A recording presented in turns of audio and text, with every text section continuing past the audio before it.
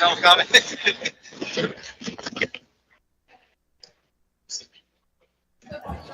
Test, test, test.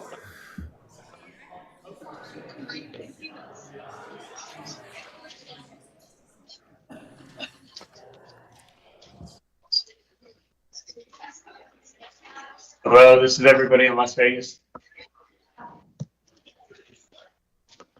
Hi, guys. Sorry, I'm just testing all the mics, making sure we're good. Can you hear us okay here? We can hear you great. All right, perfect. Hey.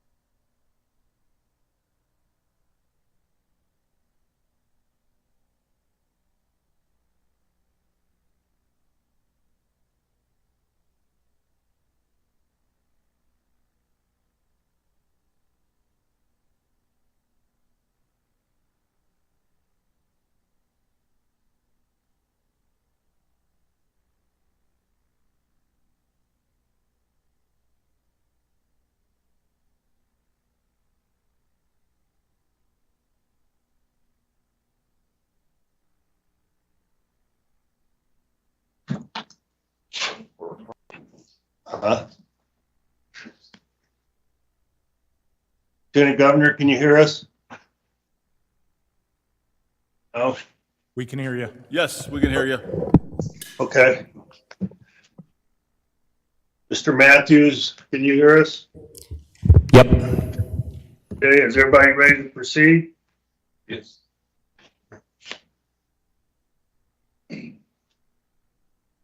Yes, Governor. Mr. Clerk.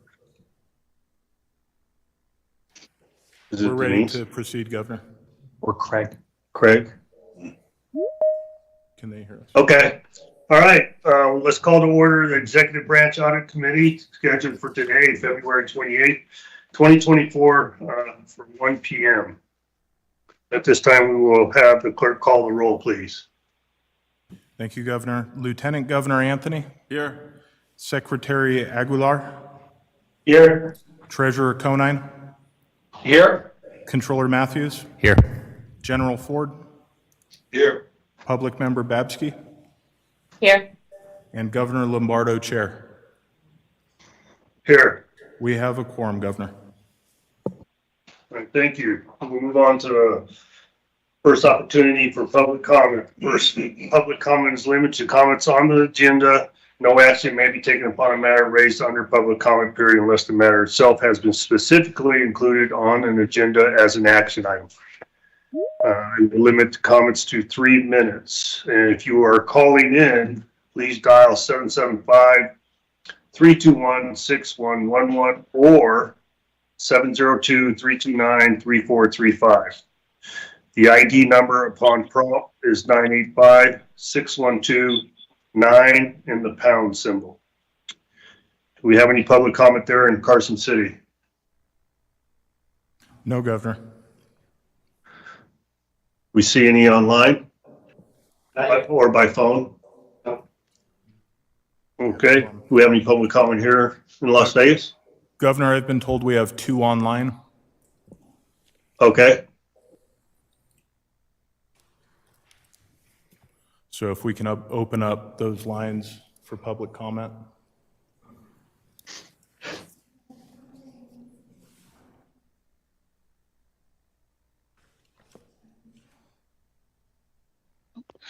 Phone number ending in 67. Can you please hit asterisk 5 in order to be able to speak?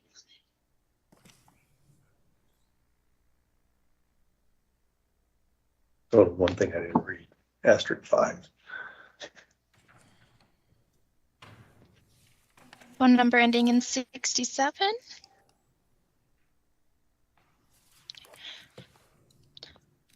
All right, phone number ending in 99. If you have public comment, can you please hit asterisk 5 to unmute yourself?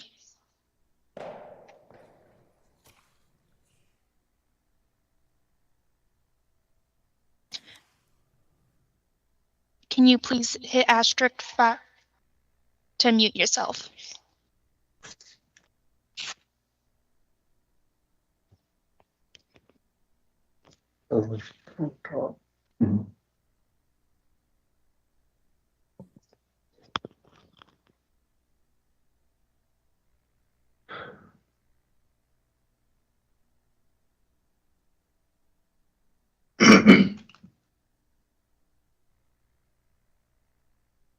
Hey, Craig, we'll go ahead and move forward.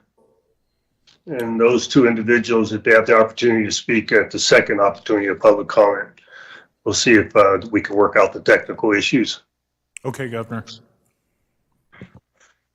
Yeah, and even if they do come on in the middle of the meeting, we'll stop and listen to what they have to say. Okay. All right.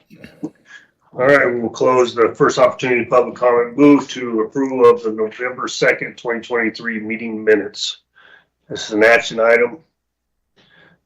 Any questions of any board members? I entertain a motion for approval. Move approval. We have a one. I have a second. Second. We have a second. All those in favor signify by saying aye. Aye. Aye. Any against? Nay. Hearing none, motion passes. Move to agenda item number 4, presentation of audit reports pursuant to NRS 353A.085, an informational only item. And we'll begin with 4A. Mr. Stevenson. Good afternoon, Governor and committee members. Beatrice Mena-Ortiz, Audit Manager for the record.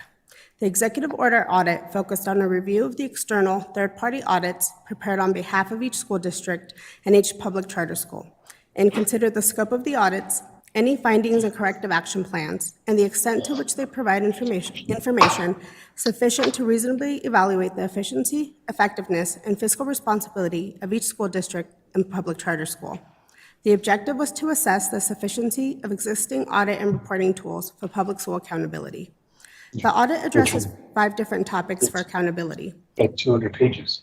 Each chapter of the report provides analysis of the current state of the education system in Nevada, identifies key challenges, and offers specific recommendations for improvement aimed at enhancing the accountability of public education in the state. Chapter 1 focused on the current state of public school accountability in Nevada. Extensive data to assess public school accountability is available. However, efforts to monitor spending and achievement are not coordinated. Executive and legislative branch initiatives are underway to enhance accountability of the state's additional $2.6 billion investment in education. These efforts are siloed without a clear understanding of how results will be evaluated to affect change, or which stakeholders are responsible for implementing the changes required to improve educational outcomes. Stakeholders should agree to focus policy and improvement efforts on critical performance elements, specifically reading and mathematics achievement in the early years of a student's education. Focusing on these critical performance elements in school curriculum, prioritizing funding, and assessing achievement will provide a solid foundation for improving educational outcomes. Both in the short and long terms, NDE and the SPCSA may not be sufficiently staffed to meet the reporting requirements and consolidate the results into better policy. NDE reports the challenges of retaining staff who quickly move on to more lucrative permanent positions elsewhere. The audit determined that legislation is needed to provide NDE with more robust intervention tools to support chronically low-performing schools. Statute assigns responsibility for the oversight of PK through 12 public education to the Superintendent of Public Instruction. However, limited statutory authority to review, monitor, and establish timelines for underperforming schools to comply with standards is constrained by the lack of an enforcement mechanism to compel non-compliant school districts or schools to adhere to existing statutes and regulations. We made 4 recommendations to enhance the effectiveness of audit and reporting tools and improve accountability. Recommendation 1 is to consider legislation to establish a single unified system of accountability and support within the PK through 12 public education system to recommend data-driven policy solutions. Recommendation 2 is to focus policy and improvement efforts on critical performance elements. Recommendation 3 is to consider legislation to provide the Nevada Department of Education with more robust intervention tools to support chronically low-performing schools. And lastly, recommendation 4 is to identify and prioritize areas where additional resources would support implementation of accountability, oversight, and technical assistance rules. Chapter 2 focused on profile and performance data being used to inform funding decisions and improve accountability of Nevada's additional $2.6 billion investment in public education.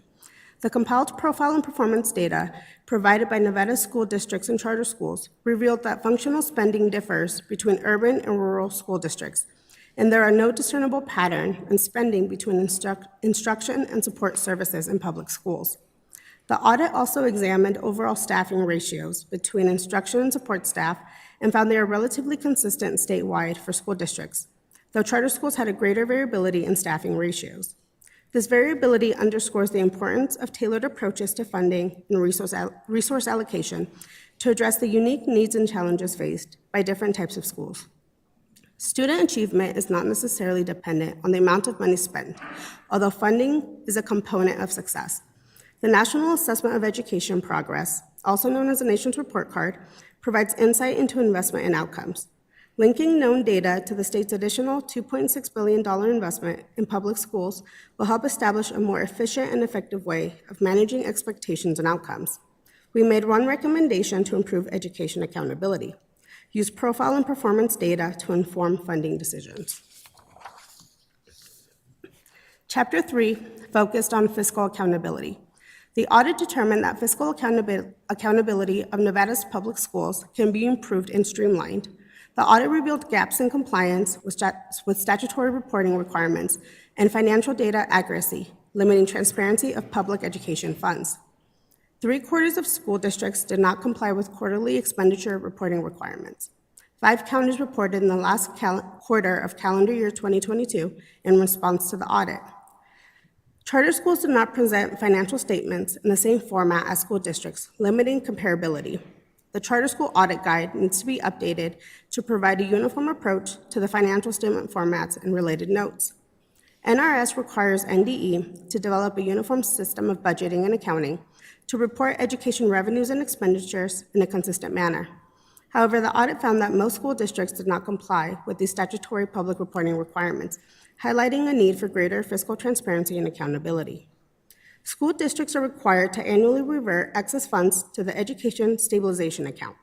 The requirement to revert excess funds prevents school districts from amassing large ending fund balances. The transfers to the Education Stabilization Account should be calculated pursuant to statute. Charter schools are not required to revert excess funds to the Education Stabilization Account, but a study of the impacts of requiring charter schools to revert excess funds should be conducted. Furthermore, the current sampling methodology for the statutory pupil count audits results in smaller school districts being held to a higher standard of accountability. A representative, statistically based sample can achieve the same level of enrollment confidence with fewer records being reviewed. Statistical sampling would allow for extrapolation of results to the entire population of the audited entity, creating a uniform standard for enrollment accountability. As previously noted, the audit found that reported financial information did not always reconcile to audited financial statements. Variances between the reported financial information and the audited financial statements can occur due to the timing of report submissions. Statutory reports are due November 1st, while audited financial statements are typically unavailable until December. A bill draft request would be necessary to change the report due date. We made 7 recommendations to improve fiscal accountability. Recommendation 1 is to comply with statute for public reporting requirements. Recommendation 2 is to update statute to expand acceptable public notice platform. Recommendation 3 is to reconcile financial reports. Recommendation 4 is to study the impact of requiring charter schools to revert excess funds to the Education Stabilization Account, as school districts are required to do. Recommendation 5 is to clarify requirements in the Charter School Audit Guide for financial statement preparation. Recommendation 6 is to apply statistical sampling and, if determined allowable and applicable, extrapolation methodologies to the pupil count process and assess the impact of extrapolation. And lastly, Recommendation 7 is to request a bill draft to change the due date for the submission of the 387 reports for school districts and charter schools, and the due date for compilation and submission of the 387 report to the Office of Finance and the Legislative Counsel Bureau. Chapter 4 focused on instructional accountability, which is critical to ensure the effectiveness of education programs, particularly those aimed at early literacy and support for students with disabilities. The audit examined the implementation and outcomes of key programs like Read by Grade 3, emphasizing the importance of adhering to statutory guidelines and evaluating program goals. Despite efforts to improve literacy and support for students with disabilities, challenges remain in achieving desired outcomes, suggesting a need for continued focus on instructional effectiveness and the development of strategies to enhance student learning. Third grade reading proficiency is the greatest predictor of future academic success. Nevada enacted Read by Grade 3 legislation in 2015, and the program has evolved since to include more specific retention and monitoring guidelines. Students at or below the 40th percentile on the MAP Growth Rating Assessment are at risk of being retained in the 3rd grade. There are multiple assessments used to evaluate Read by Grade 3 effectiveness. The audit found the Read by Grade 3 program is underperforming statewide. School district Read by Grade 3 scores are lower than the state goal and have declined since the 2018-2019 school year. The audit noted that the COVID-19 pandemic continues to impact student learning, and underperforming school districts have not made major improvements. Charter school Read by Grade 3 scores are higher than school district scores, but have also declined since the 2018-2019 school year. Additionally, the audit found Nevada's Read by Grade 3 goal may not be adequate. A higher goal would align Nevada with other states. Nevada's goal is for 43.3% of third graders to read at grade level in 2025. However, schools are considered successful if they increase their scores by 5% annually. Monitoring is required for students performing below grade level, and NDE is tasked with reviewing literacy plans to achieve the grade level reading proficiency goal. While literacy specialists are required in each elementary school, teacher shortages impact the ability to meet this requirement. Statute needs to be updated to allow NDE to hire literacy specialists to coordinate Read by Grade 3 efforts and train licensed teachers performing literacy specialist roles in individual schools. Lastly, the audit also addressed the Nevada Individuals with Disabilities Education Act program, referred to as the IDEA program. The U.S. Department of Education has determined the Nevada IDEA program needs assistance for the last 3 years. The strategy to improve outcomes using federal technical assistance has not been revised despite the repeated needs assistance determinations. Failure to improve the program could result in DOE imposing more restrictive measures to include directing the use of state funds to specific areas. We made 5 recommendations to improve instructional accountability. Recommendation 1 is to adhere to statutory intent for Read by Grade 3 implementation guidelines. Recommendation 2 is to evaluate the adequacy of the Read by Grade 3 goal. Recommendation 3 is to ensure all school districts comply with Read by Grade 3 reporting requirements. Recommendation 4 is to update statute to allow NDE to hire literacy specialists to coordinate Read by Grade 3 efforts and train at school level. And lastly, recommendation 5 is to revise the strategy for implementing an effective Individuals with Disabilities Education Act program. Chapter 5 focused on support services, specifically school food and nutrition outcomes during the COVID-19 pandemic. Expanding participation in the community eligibility provision of the National School Lunch Program and School Breakfast Program, and improving training and reporting will enhance nutrition outcomes for Nevada students. Federal funds are available to cover some or all of the costs of student meals served in Nevada schools that participate in CEP, without the need to collect individual meal applications. Participating in CEP reduces paperwork and costs associated with administering school meals and maximizes federal meal reimbursements. The USDA allows grouping of multiple schools to jointly qualify for CEP. Clark County School District grouped all schools within the district in order to qualify all schools for CEP, and reports that the district has a high enough average identified student percentage to receive enough federal reimbursement funds to cover the actual cost of the meals served district-wide. Schools without a high enough identified student percentage, which are students eligible for free meals based on family income, will not qualify for CEP. However, the federal threshold to participate in CEP was lowered from 40% to 25% in October 2023, meaning more Nevada schools are now likely eligible to qualify for CEP. Approximately 25% of public schools in Nevada do not participate in CEP. Access to school meals at no cost to students has been shown to reduce child food insecurity, eliminate social stigma associated with free meals, and benefit families most in need. Local decision makers should consider all options to address the meal gap that will exist when state-directed ARPA funding for free school meals ends July of this year. Lastly, the audit noted some instances of school meal standards violations, such as too much sodium or too many calories in meals, indicating a need for improved training. The audit also noted instances of food temperature and safety violations, such as leaving milk out too long. All violations were promptly remediated, validating the effectiveness of the Nevada Department of Agriculture's administrative review of food operations. We made 2 recommendations to improve support services accountability. Recommendation 1 is to expand participation in the community eligibility provision of the National School Lunch Program and School Breakfast Program. Recommendation 2 is to improve support services training and reporting. We would like to thank NDE, SPCSA, and NDA management staff for their time and input throughout the audit. Representing NDE is the Deputy Superintendent Anne-Marie Dixon. Representing SPCSA is Executive Director Melissa McAdon, and representing NDA is Director JJ Gochia. We'd be happy to answer any questions the committee may have at this time. All right, thank you for that. Do any committee members have any questions of Ms. Ortiz? And audit 4A. I do. Go ahead, sir. Thank you, Governor. Thank you so much for the report, Ms. Ortiz, I believe it is your name. Thank you again for doing it. So, I'm Aaron Ford for the record.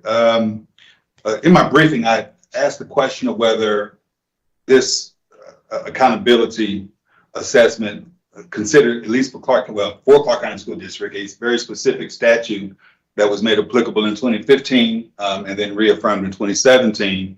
That being Assembly Bill 394 and then Assembly Bill 469 that deal with school organizational teams, breaking schools, the district down into precincts, so to speak, and wondered if there was an analysis done as to the efficacy of that particular bill, the compliance and the accountability issues associated with that. And I didn't see, look, this is a big report. It's dense, and frankly, I'm going to ask the governor for indulgence and as we bring it back for further discussion so that we can spend some more time reviewing it. But I don't recall seeing anything in here about CCSD's compliance with or the success of either of these bills. And I wondered if you could speak to that.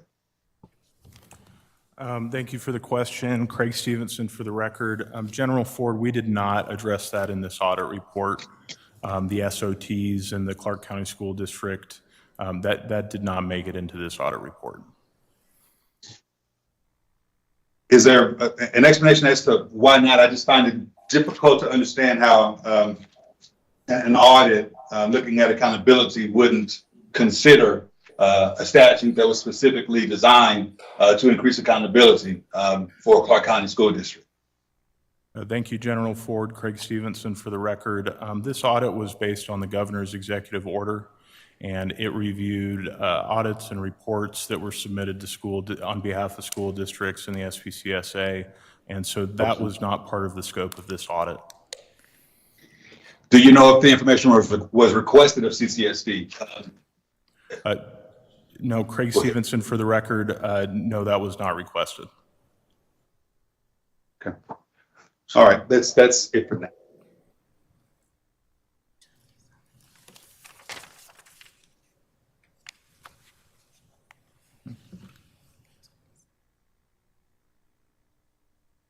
Oh, he's talking about the 387 report. I don't think so. Okay, that's all I have on this at this juncture. Thank you so much.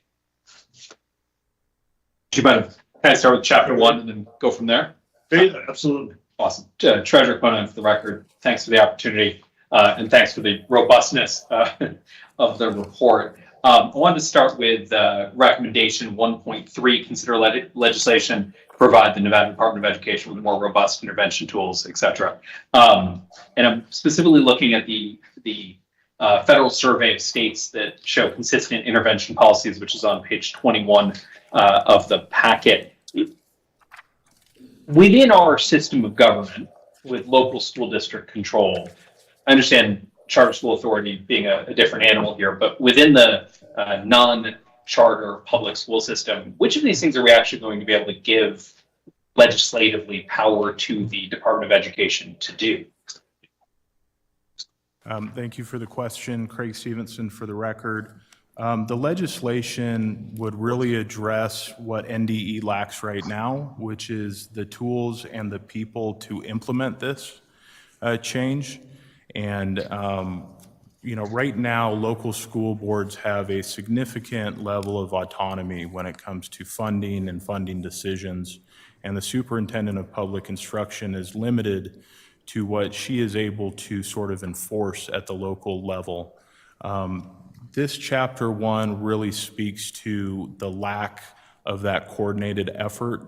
And it may be that policymakers consider the State Board of Education as sort of the agency that spearheads this. But in either event, really NDE essentially needs the tools and the people to be able to affect these changes envisioned in the audit report. Thank you, Treasurer Conan, with a follow-up, Governor, if that's all right. So we need the tools and the resources, but I guess from a legal control perspective, would the recommendation be for legislation to remove that control from the local school districts and send it out to NDE, or simply to give NDE more resources to be effective if and when the school district asks for them? I guess my question here is, can the state impose these things on the local school boards if for whatever reason they don't want the help? Treasurer Craig Stevenson for the record, it would require a legislative change. That really is going to be up to policymakers if they want to try and move that authority up to the state level and how they're going to do that. Okay, thank you. I don't have any other questions on chapter 1. I can back up. Yes, sir. I don't want to hog the time. No, I have questions too. So Okay, great. we got plenty of time. Okay, just real quickly, then let me go back to 1.1 actually. The recommendation to consider legislation to establish a single unified statewide system of accountability and support within the PK to 12 public education system to recommend data-driven policy solutions. Obviously, there are multiple actors in all of this, and I think the contention is that it's led to a lack of coordination. How would you contemplate coordination given all the multiple actors that are responsible for public education at the state and local levels? I'm sorry, sir, I didn't hear the last part of that question. Well, I wondered if you had any ideas or suggestions on how to coordinate pursuant to 1.1, given all the multiple actors that are responsible for public education at the state and local levels. How would you coordinate all of that work into this unified statewide system of accountability? I think that question would better be answered by the Department of Education. I can tell you that the audit envisioned some entity like the State Board of Education to sort of make that determination. I would ask at this time for representatives from NDE and SPCSA and the NDA to head up for public comment. Just give us 1 minute here. Okay. Hey, Craig, can you have all those representatives just remain up there? I'm sure there's going to be several more questions as we go through this. Yes, Governor. And as they kind of enter forth for the record, my apologies. I think an overarching question that I would have is the basis of the recommendations. With whom were you consulting? Not you particularly, Craig, but others who, as they performed this audit, to determine what the recommendations would be, i.e. are educators involved in that discussion process, or are professionals, academicians? Who are we getting these recommendations from, or are they all internally driven? Yes, sir. Craig Stevenson for the record. The recommendations are internally driven, independent recommendations that we made. However, we consulted with the stakeholders, NDE, SPCSA, and the Department of Agriculture to achieve some consensus on these recommendations. We believe that all of these recommendations are implementable. These aren't pie in the sky ideas, but we did consult with leadership of those agencies.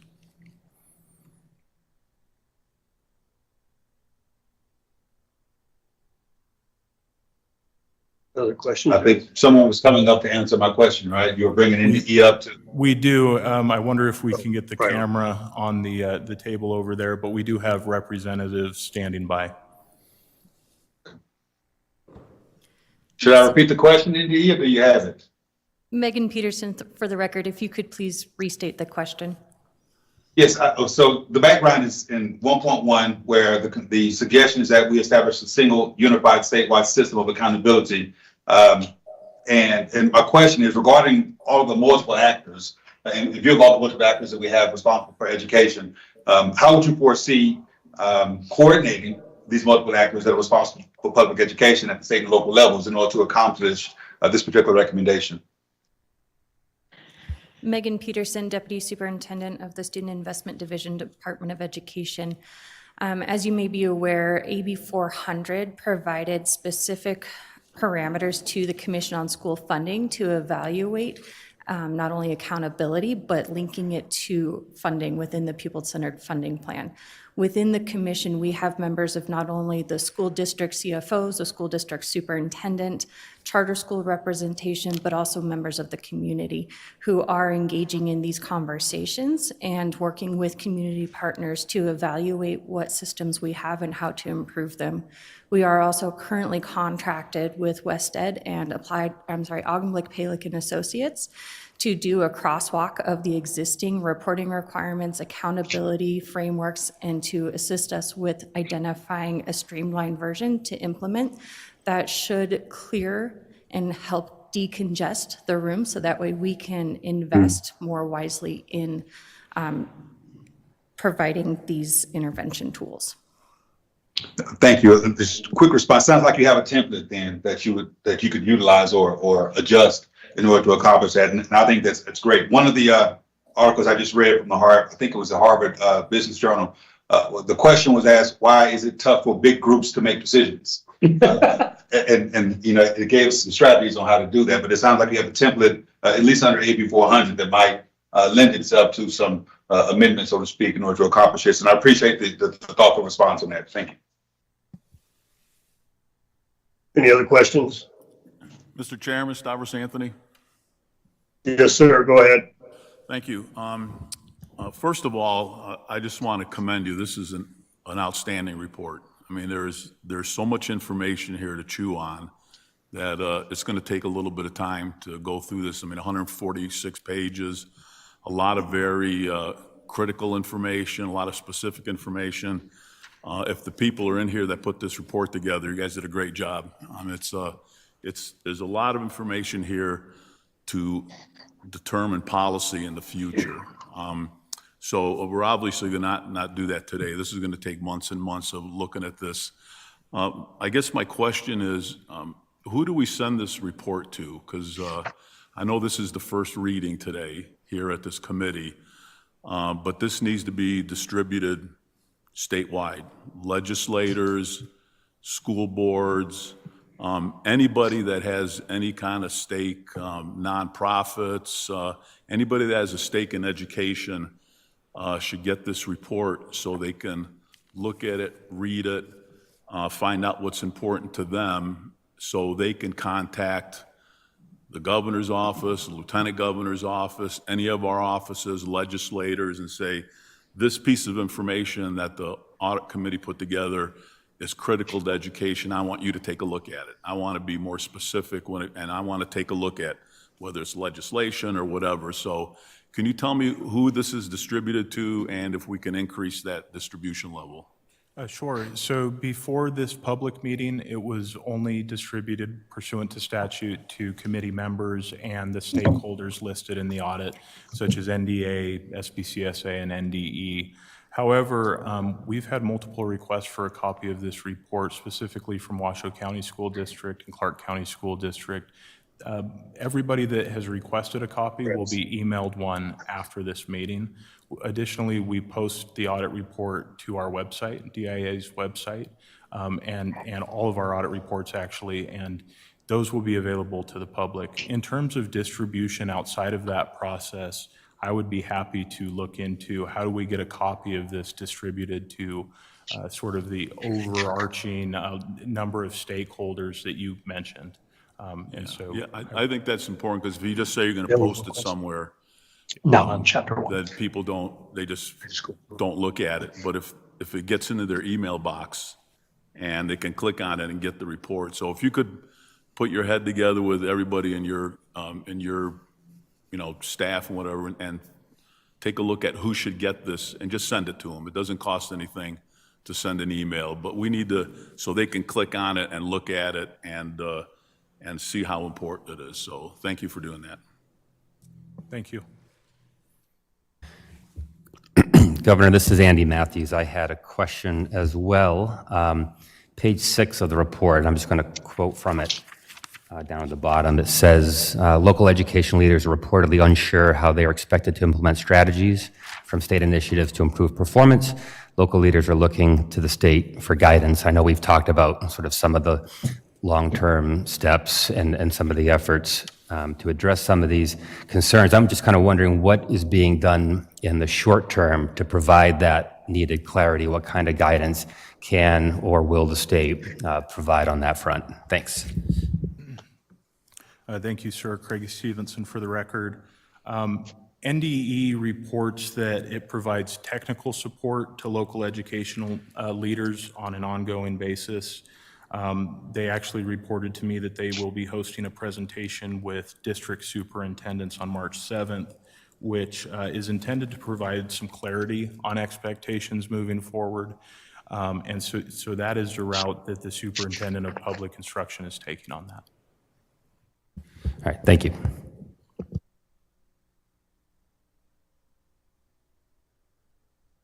Any questions?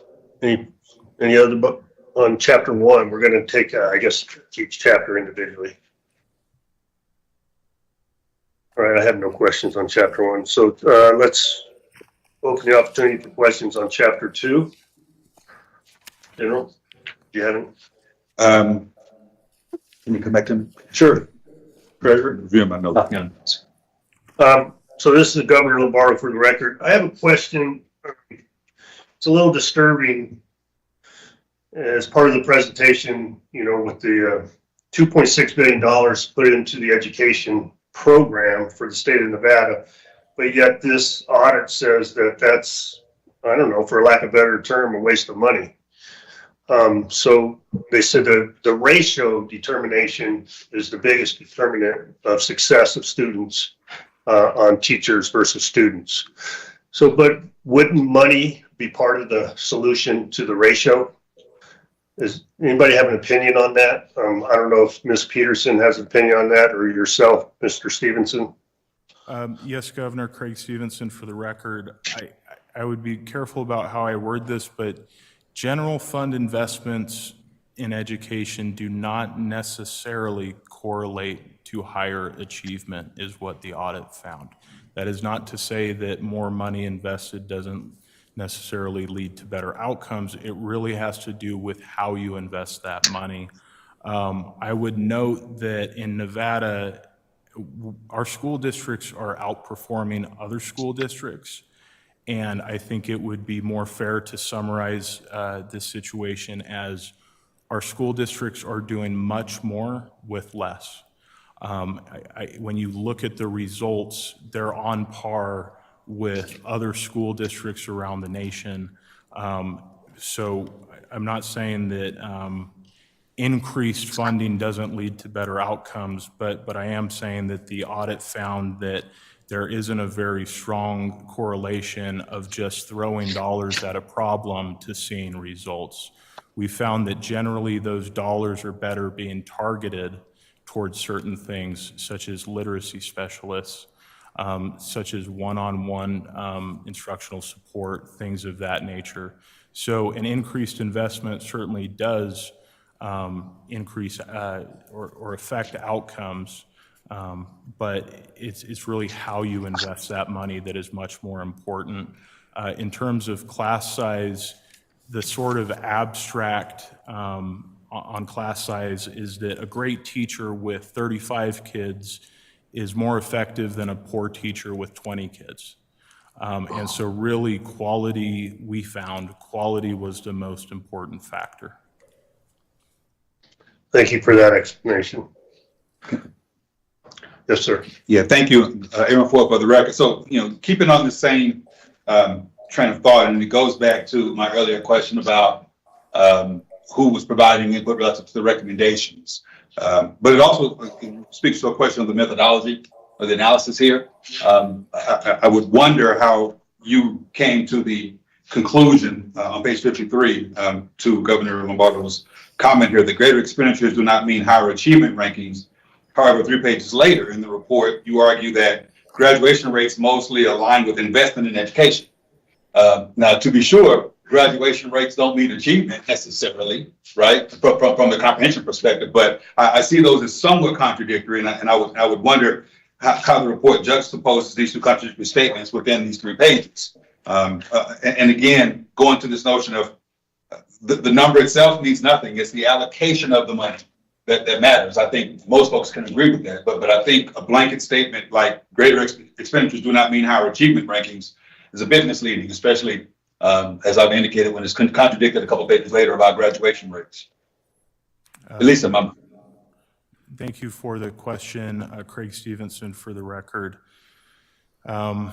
Graduation rates do correlate much more closely. However, there's kind of a big caveat with graduation rates, which is that the graduation rates we looked at in other states, they have different requirements for graduation.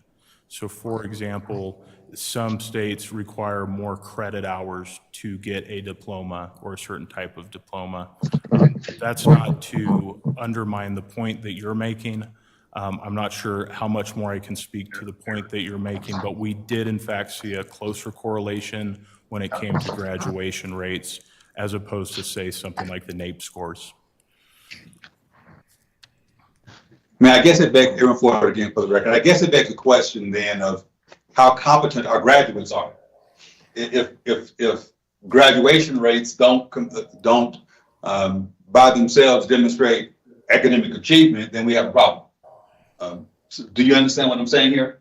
On the one hand, you're saying it doesn't show higher achievement, but we have higher graduation rates, and they should be linked, it seems to me, almost in a parallel.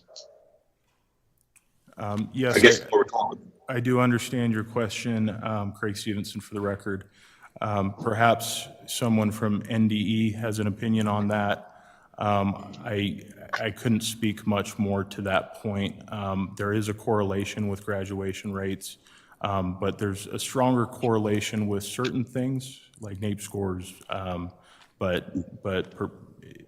that's really the extent to which I can answer that question at this time. I would be happy to get back to you with more information, including the research that we did and the comparisons that we made, which are really comparisons with other states. And so we just looked at those outcomes and what they were spending. Can I continue? Yes. A different line of questioning. Speaking of comparisons, I noticed, for example, on page 58, we state that, and I quote, Miami-Dade School District may be a good resource for CCSD in determining how to best direct this portion of Nevada's $2.6 billion investment in education. How is Miami-Dade picked as a comparable to CCSD? Miami-Dade and most of the other, all of the other school districts were picked based on their student population size. They had similar sort of demographics, if you will. And so that's why those were selected. Okay. And that was an internal selection, or was it a selection, for example, from CCSD? Did they suggest that you compare them to Miami-Dade, or was that the auditing team that said the best comparable district is Miami-Dade? That was a decision by the audit team, sir. Okay, very good. That's it for now, Governor. I've got a couple questions here, Governor. This is Andy Matthews, kind of staying on this topic, because that line from page 60 really jumped off the page for me. The audit found no direct correlation between student achievement and funding. And so, you know, for me, the obvious question is, in light of that, how can we measure the impact of this additional $2.6 billion in funding? In other words, if there's no established correlation between student achievement and funding, how will we know whether any change in student achievement in the aftermath of this funding is causal as opposed to merely coincidental? How could we know that absent that established correlation? Thank you for the question. In terms of the causal relationship, that is something that is much different than a simple comparison, and so it would be a deeper dive into that to determine a causal relationship. You know, the overarching idea within Chapter 1 and 2 of this report is that there are some accountability measures in place, and there are certain commissions around the state that look at accountability and look at how funds are being used. But I'm not sure that there's a single unified sort of commission or blue ribbon panel or entity that can really do that and say, we spent this additional money, here's the results or the outcomes, where do we need to change course and make adjustments to get the results and outcomes that we want. And I think that that's really what Chapter 1 and 2 envisioned, was that type of committee or commission or panel to make that determination. All right, thank you. And a follow-up, Governor, if I may. Go ahead.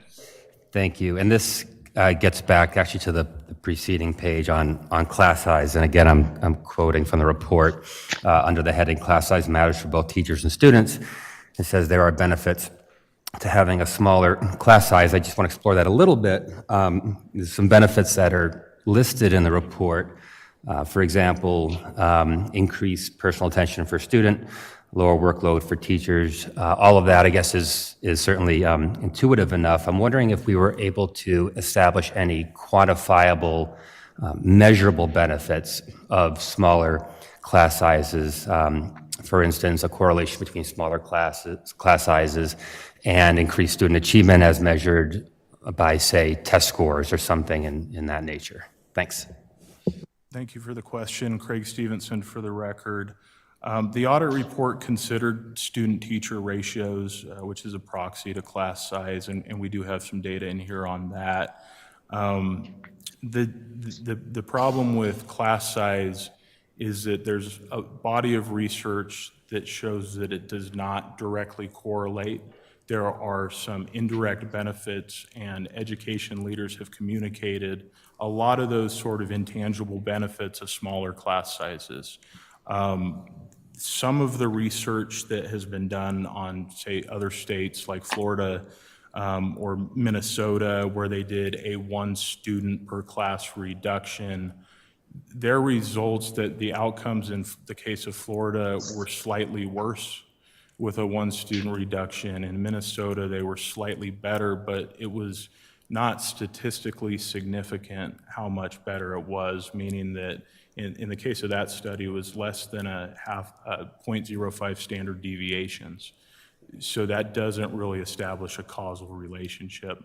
And so when it comes to class size, it's very difficult to establish a direct correlation between smaller class sizes and better outcomes. I think it is intuitive, though, but we simply don't have the research to support that. All right, thanks very much. That's all for me for now, Governor. Mr. Governor. Could I, oh, I'm sorry, Cisco was next. Well, Go ahead. Andy, are you through? Yes, sir. Mr. Aguilar? Well, my question was, Cisco Aguilar, so if the governor or the legislature is considering allocating additional revenue to the school system, your recommendation based on the statements in this is that the governor or the legislature predefine where that money is being spent, because the school districts won't make that investment accurately to get the greatest performance for those dollars. Because you're saying giving them a blank check of $2.6 billion is not going to move the needle. Is that because they're going to make it in investments that may not be the priority of the state?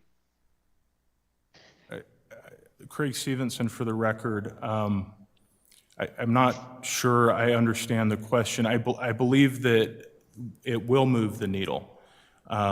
It's a matter of what efforts are going to be taken to make sure it is moving the needle, and how can we measure those outcomes. I don't think that the audit report is saying that the $2.6 billion historic investment in education won't move the needle. I think it's saying that we need to make sure that we're targeting this investment towards certain things, such as critical performance elements, and those are reading and mathematics. For example, because reading proficiency is very closely correlated to future academic success. If you fall behind in 3rd grade reading, then you're going to fall behind in 4th grade reading. And when math problems are, written out versus, 1 + 1 = 2, and you don't know how to read, you're going to fall even further behind. Did that answer your question? It did. I was just confused. And so I wanted to make sure I clearly understood what the intent was. Thank you. Let's go. All right, Aaron Ford for the record, thanks again. Hey, Craig, let me be clear. I appreciate the work that's gone into here, and I don't want to sound critical, but I just want to be clear on the applicability, frankly, of this report to policymakers, because again, I'm looking back at the Appendix A here, which is the scope, methodology, and acknowledgements of this audit. And I don't see mentions, for example, of regression analyses or qualitative or quantitative assessments. These are interviews and reviews of already done audits, right? And so it's kind of like a summary of sorts with suggestions that have come not from extensive communication with educators or people who are academicians in the field. And so I think it's important to talk about that, because as we say, for example, and incidentally, this will be called a question senior witness on the stand if I were in court. I'm an educator, former educator, PhD in education, 2 master's degrees in education. I've taught school. And understanding the importance of class size, for example, is more than intuitive. It's accurate.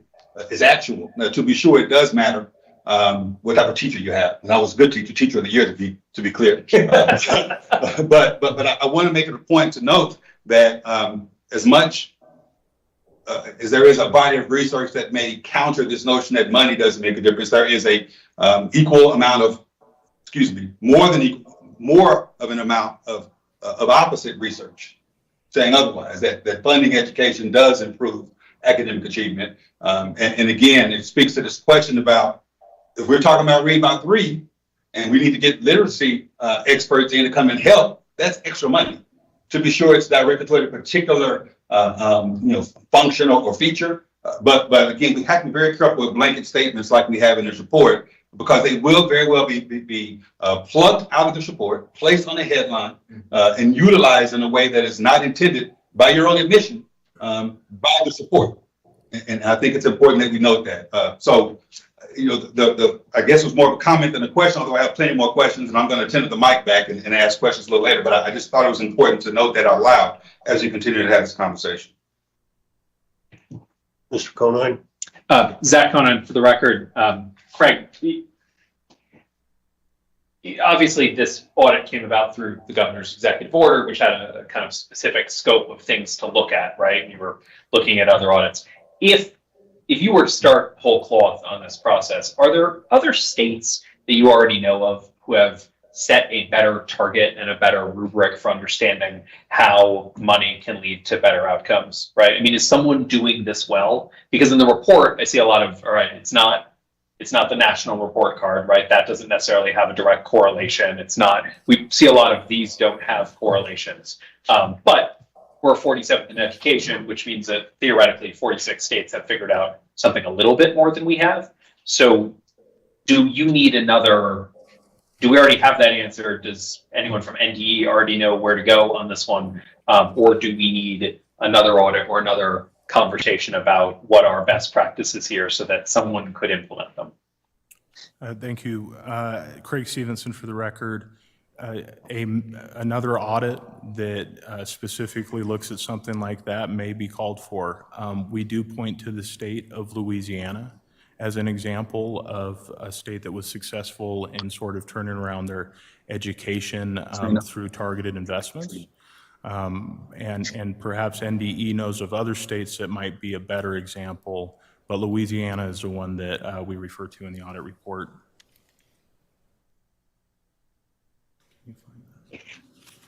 Thank you, Zach Conan, for the record. You might have just bought yourself some extra work there, Craig, but we'll apologize for that later. Happy to do it.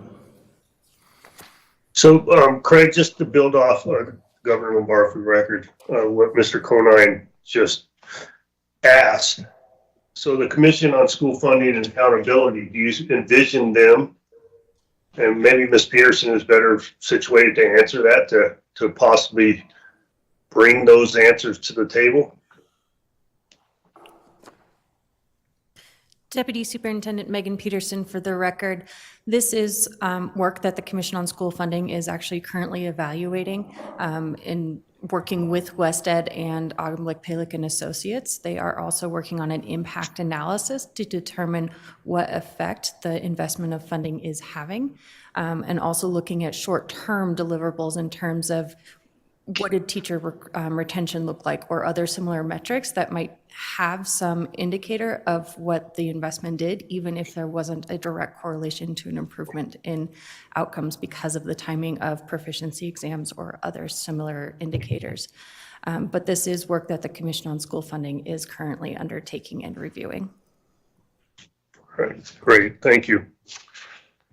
Any other questions of any members on Chapter 2? This is Andy Matthews. I had one final question on this chapter.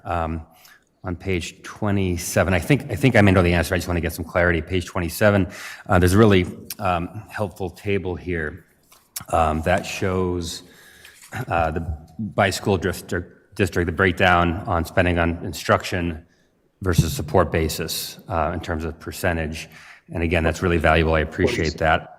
It sounded like I gleaned from earlier your comments that we don't know the new funding of 2.6 billion. We don't know what impact that new funding is going to have on those ratios, how it may increase support percentages for these counties relative to instruction. Is that correct? It's premature to know that answer.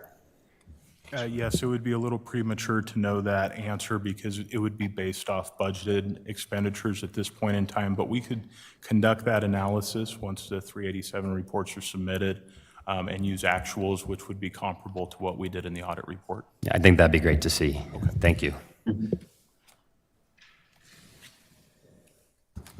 Sorry, that's all, Governor. Thanks. You're fine. All right, we will move on to chapter 3. Do we have any members, any questions reference chapter 3? For 4? Not yet. Not yet. Mr. Conine? Amy, go ahead, please. Dina Babsky for the record. I have a question regarding the recommendation 3.4 on having charter schools revert excess funds. And my question is, why would they have excess funds if they're paid on per pupil basis? I'm sorry, Ms. Babsky, was that why do they have? Right, why would they? Because I thought that they were paid on per pupil basis. Why would they have excess funds? Shouldn't they be spending all the funds for that academic year? They're scared. I see. Craig Stevenson, for the record, the excess funds with charter schools, I take your point. They should be spending all of that money on pupils. Charter schools do not have the same access to bond funding, for example. If they want to build a new charter school or expand their classroom sizes or whatever that might be at a new classroom. And so they can build a reserve and they're allowed to do that. And some charter schools will use that reserve to fund some of those, I would call them capital expenditures. And sort of to the point of your question, yes, they're getting funding that, and the idea is to use today's funding on today's students.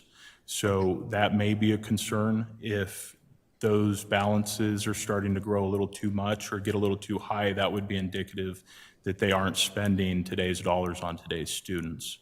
But again, they don't have access to bond funding or an alternative mechanism, and so they really rely on that reserve, and that's why we sort of phrase this recommendation to study the impact of that, and we would want the State Public Charter School Authority involved in that discussion and that study. But that's what we're recommending at this point, is simply just to look into this a little bit further. School districts do revert excess funds to the education stabilization account, but not charter schools. Can I, Mr. Governor? Thank you, I'm good. Go ahead. This is Cisco Aguilar for the record. On 3.4, school districts revert extra funds back to because they do receive facilities funding, they receive transportation funding. Charter schools do not receive those types of funding. So sometimes in order to make sure they meet their expectations and their bills and their commitments, they have to build resources and savings into their overall budget.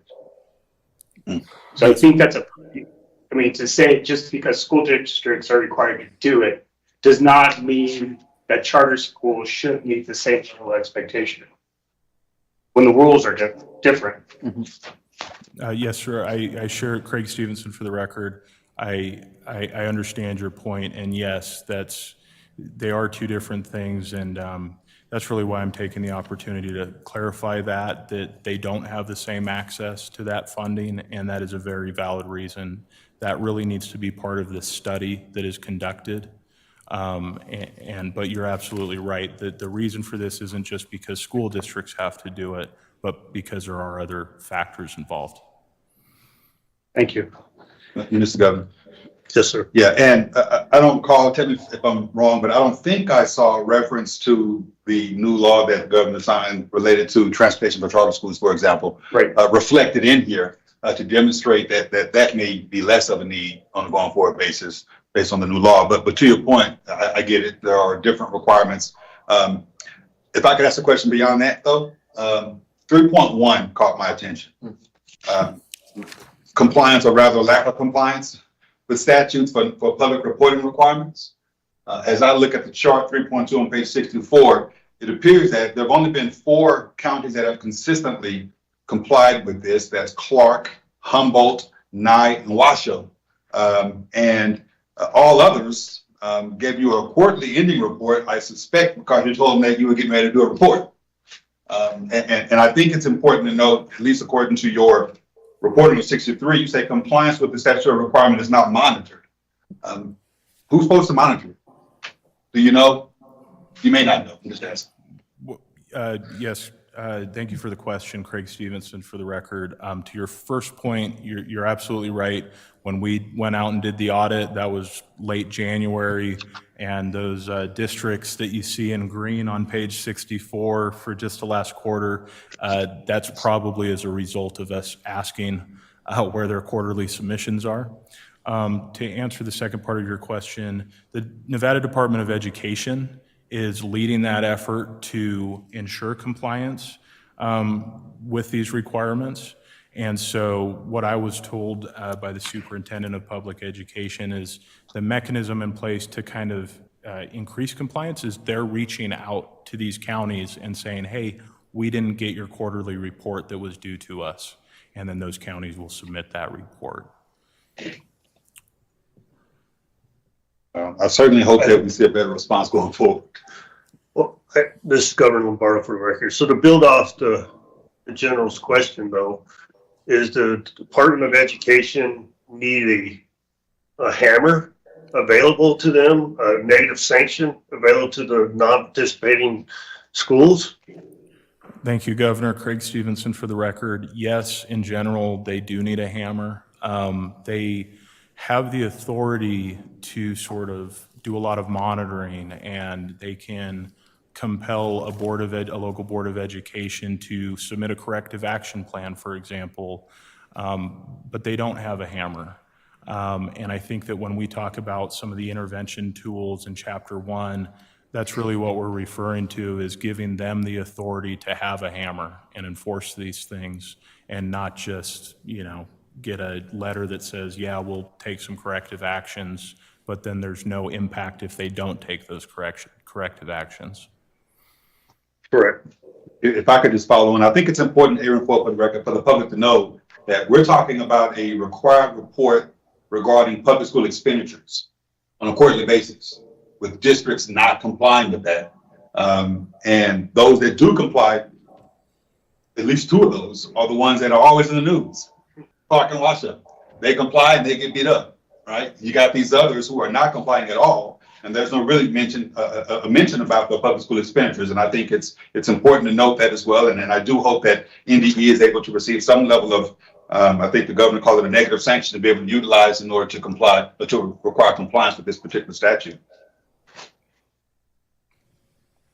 Any further questions on Chapter 3? Treasurer Conan, for the record, kind of an extension of that, because we've seen this before, right? Where a district, not just a school district, but an agency will say, hey, I didn't know that there was a new law here, or I thought that this law had gone away, and so I haven't been complying with it, and, sort of sorry. We dealt with this with the school districts on the requirements to provide menstrual supplies and other facilities in the school district, which wasn't being complied with. And I see that. And so I'm curious to know, does NDE need additional staffing? Should there be, whose role and responsibility is at the state level to ensure that when new laws are coming out, that people are compliant with them? Because obviously, sort of by definition, we just keep finding times they're not, right? Whose responsibility is that, and how can we try to improve compliance? Thank you for the question, Craig Stevenson, for the record. To answer your question, they do need more staffing if they want to accomplish the multiple new regulation. Basically, they have some new laws that are impacting them and the monitoring that they're doing. And we do point out in the audit report that they would need more staffing to accomplish that mission, specifically staff support for the Board of Education. We kind of noted that that was important. And so to accomplish their mission, we do believe they would need some additional staffing.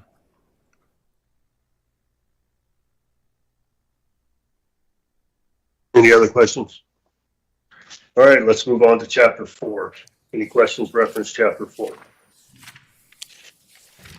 Governor, I've got one. This is Andy Matthews. Should I go ahead, or do you want to start with some of the folks in the South? No, go ahead. So a question regarding read by 3, and I'm actually pulled out some language from the executive summary, page 3 of the executive summary, where it says some students are at risk of being retained in the 3rd grade, although multiple good cause exemptions may apply that mitigate the risk. And I'm sort of intrigued by the framing of that, because it sort of suggests that the risk is that students may be retained in the 3rd grade. I would argue that the very existence of the program is based on the recognition that the greater risk is that students will be promoted out of the 3rd grade without having attained the necessary literacy proficiency. So just the way this is framed sort of sounds like maybe we're focused more on mitigating the wrong risk. So my question, I guess, and all that would be, what would some of these good cause exemptions be? In other words, under what circumstances might we take a student who has not attained the necessary literacy proficiency level and nonetheless promote him or her on to the next grade? Thank you. Thank you for the question, Craig Stevenson, for the record. Good cause exemptions would include a student demonstrating an acceptable level of proficiency in reading on an alternative standardized reading assessment approved by the State Board of Education. There can be a review of the portfolio of a student's work demonstrating proficiency in reading at grade level. There's a couple of other good cause exemptions, which is if the student's an English language learner and has received not less than 2 years of instruction in a program that teaches English as a second language, that could be an exemption.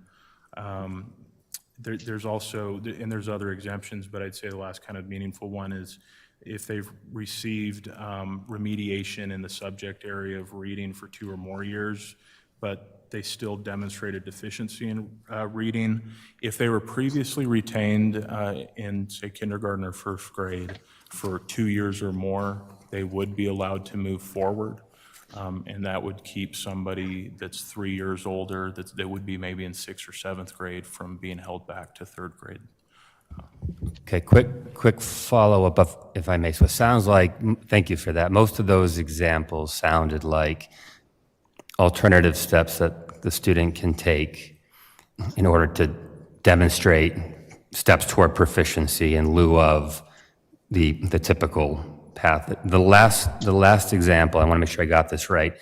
It sounded like one of the sets of circumstances under which a student might be promoted would be if the student had been held back previously, regardless of current achievement. So in other words, that alone, the fact that a student had been, and I understand what you're saying, you don't want to have a 15-year-old in 3rd grade. I get, but it sounds like that alone, the fact that the student had been held back multiple times before could on its own be one of those good cause exemptions to warrant promotion. Is that right? Yes, sir. Craig Stevenson, for the record. It would have to be for at least 2 years in that particular example. And they still, and it's really, that's just written into law, those exceptions. I couldn't really speak to sort of why that is a good or a bad exception, but that is just part of the way the law is written. Okay, thank you. Any other questions there in Carson City? I'm good, and the Lieutenant Governor is gone, so we're all set here. I'm out of here too. Do we have any questions on chapter 4 here? Just a quick question. Page 89, read by 3,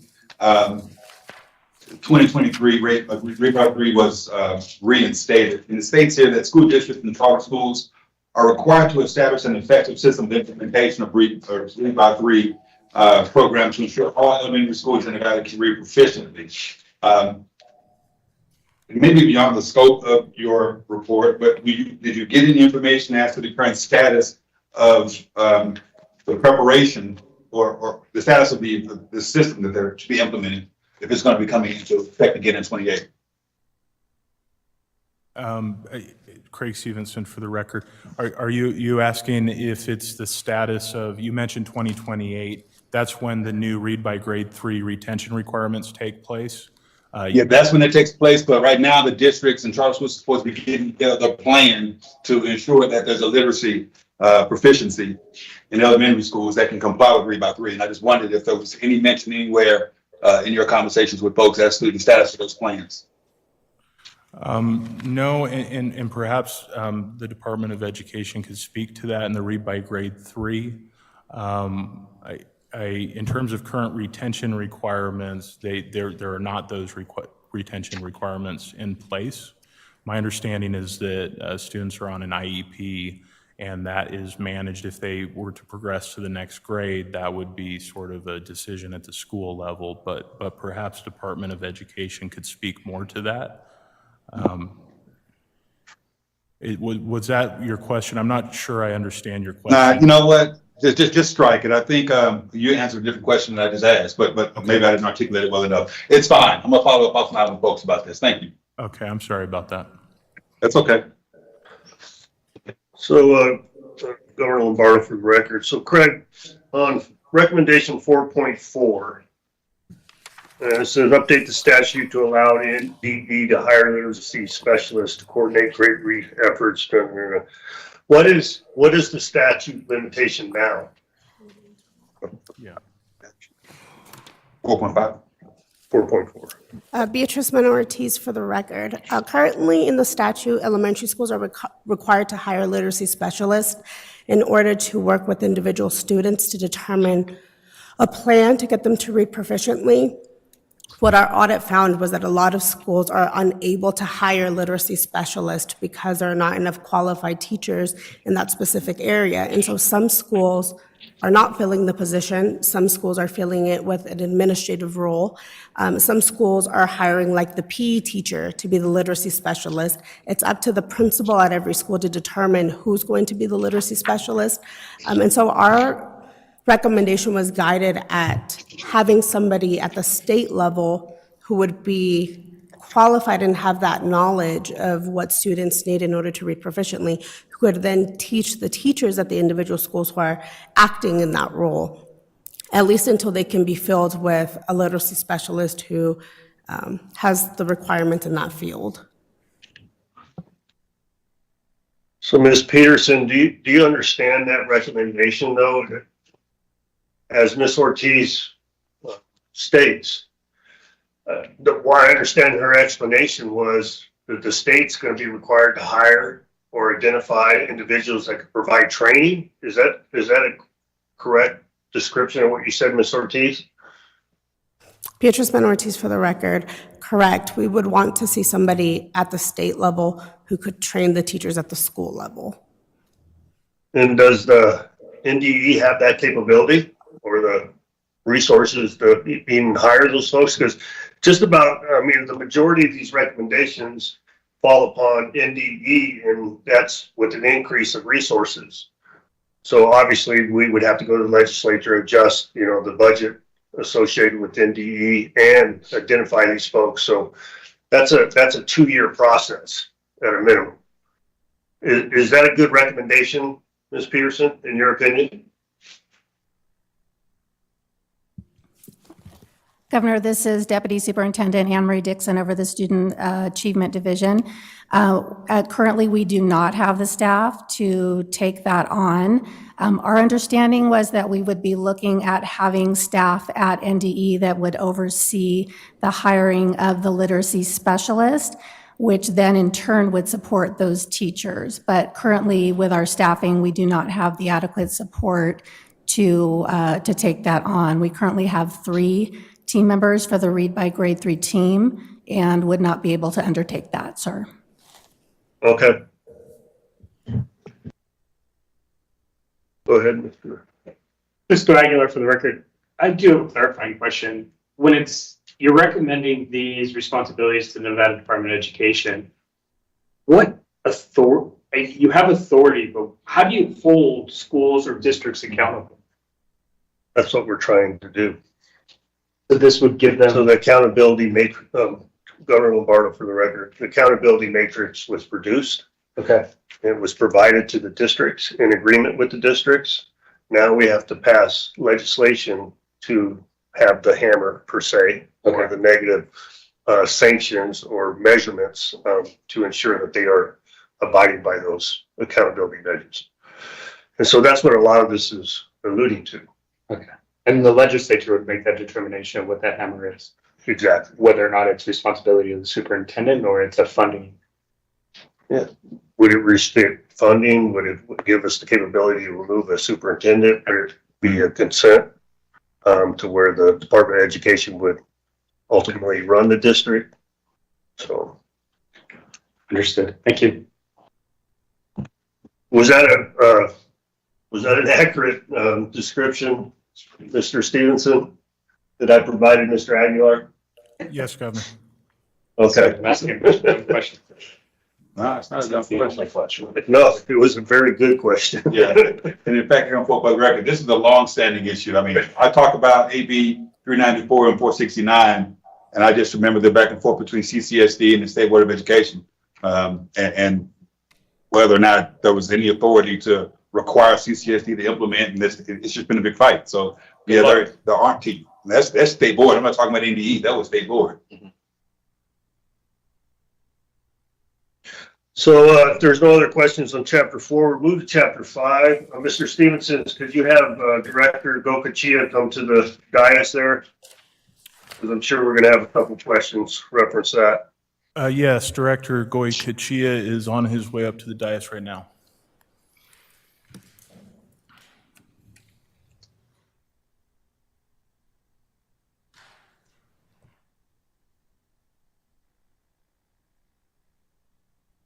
Do we have any members that have any questions on chapter 5?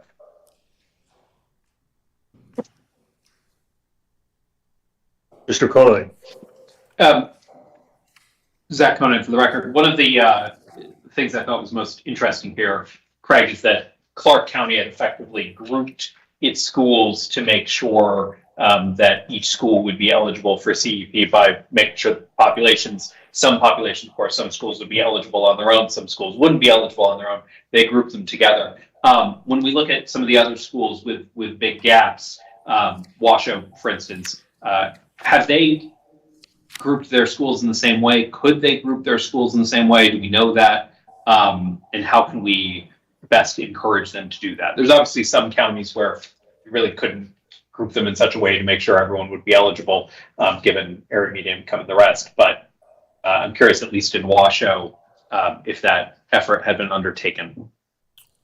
Thank you, sir. Craig Stevenson for the record. The short answer is that efforts have been undertaken in Washoe County, but not on the same scale as Clark County School District.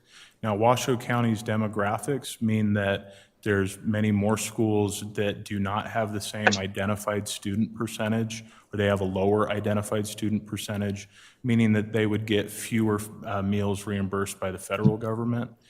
So to answer your question, yes, they can do it. They probably wouldn't be able to do it county-wide, necessarily and achieve the same results as Clark County, because Clark County has been able to fully fund school meals through this program. I don't believe Washoe County's ISP would be high enough to fully fund it. But they could certainly do that for a few schools. They could group a few schools together to achieve this benefit and to provide free meals to those schools. In terms of the guidance, the Department of Agriculture actually has staff that work with schools to qualify them for CEP. And so we see the Department of Agriculture continuing to work with those schools and come up with ways to expand CEP participation. And Mr. Stevenson, as a clarification, that's federal Department of Agriculture or State Department of Agriculture is working with school districts? The State Department of Agriculture. Great. Well, it's just, I know it's not why we're here, but this one of the first times I've ever seen CCSD do something that was legitimately really, really clever. And so if there's something that we can learn from that and share with other school districts, it's really, that's a clever thing. Speak the truth. Legitimately clever. So, Governor Lombardo, for the record, so, JJ, on 5.1 says expand participation in the community eligibility provision of the National School Lunch Program in school. So, how do you do that? How do you expand that participation? And, similar to what we were talking about earlier in different curriculums and accountability. I mean, it's almost malpractice for a district or individual school not to apply. So do you have any thoughts on that? Thank you, Governor. Director Goycochea, for the record. And yes, it's a matter of communication, and that is something that we have been committed. Brittany Malley here next to me, she actually was our school nutrition specialist, and she's now the deputy administrator for the Department of Agriculture. As an agency, we are committed to have those conversations with the Washoes, with the Elkos, with the Lincolns. Clark County, as you said, Treasurer has done a wonderful job down there, but we need to get out there and have that education. And Brittany's division and her staff are committed to that. And if she wants to weigh in any more on that, we're happy to. We're getting up to that point in the year, sir, where we want to have those schools know what that eligibility looks like. We want to have them enrolled as we get into the early summer months, so we know what we're looking at as we get into the school year.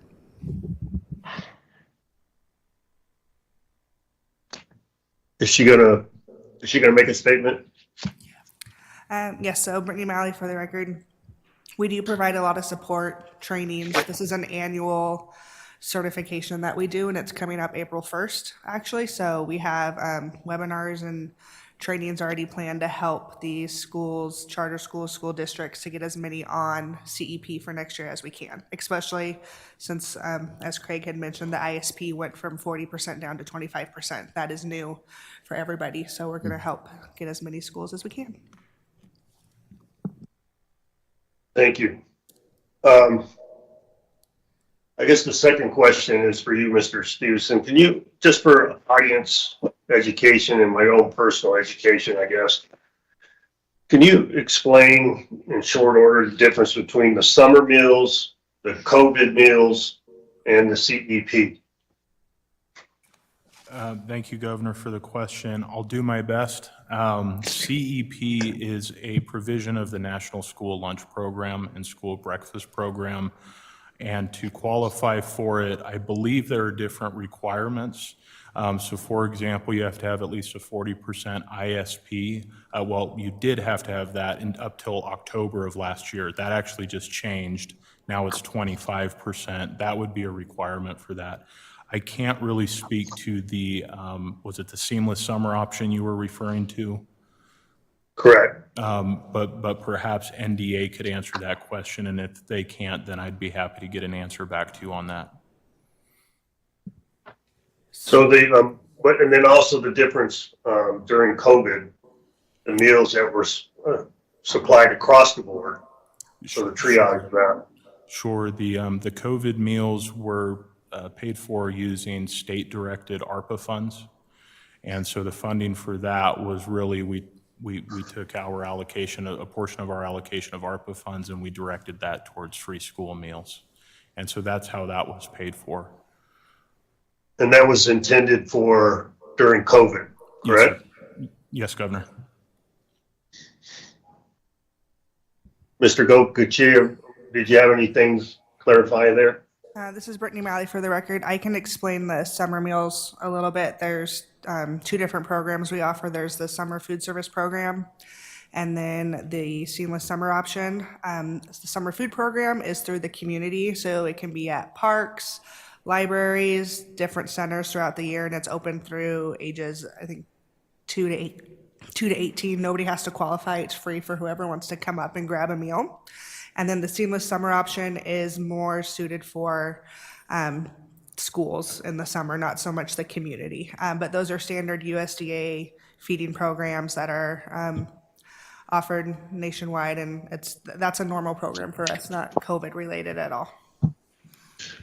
So for clarification, because there's been some discourse across the nation on some states participating in that, some choosing not to participate in that, so Nevada is participating. Brittany Malley for the record. I think you're referring to the summer EBT program, which was it was the pandemic EBT program. Is that what you're referring to? Maybe I think that's coming up this summer. We have elected to do it. Department of Welfare and Social Services are the ones spearheading that.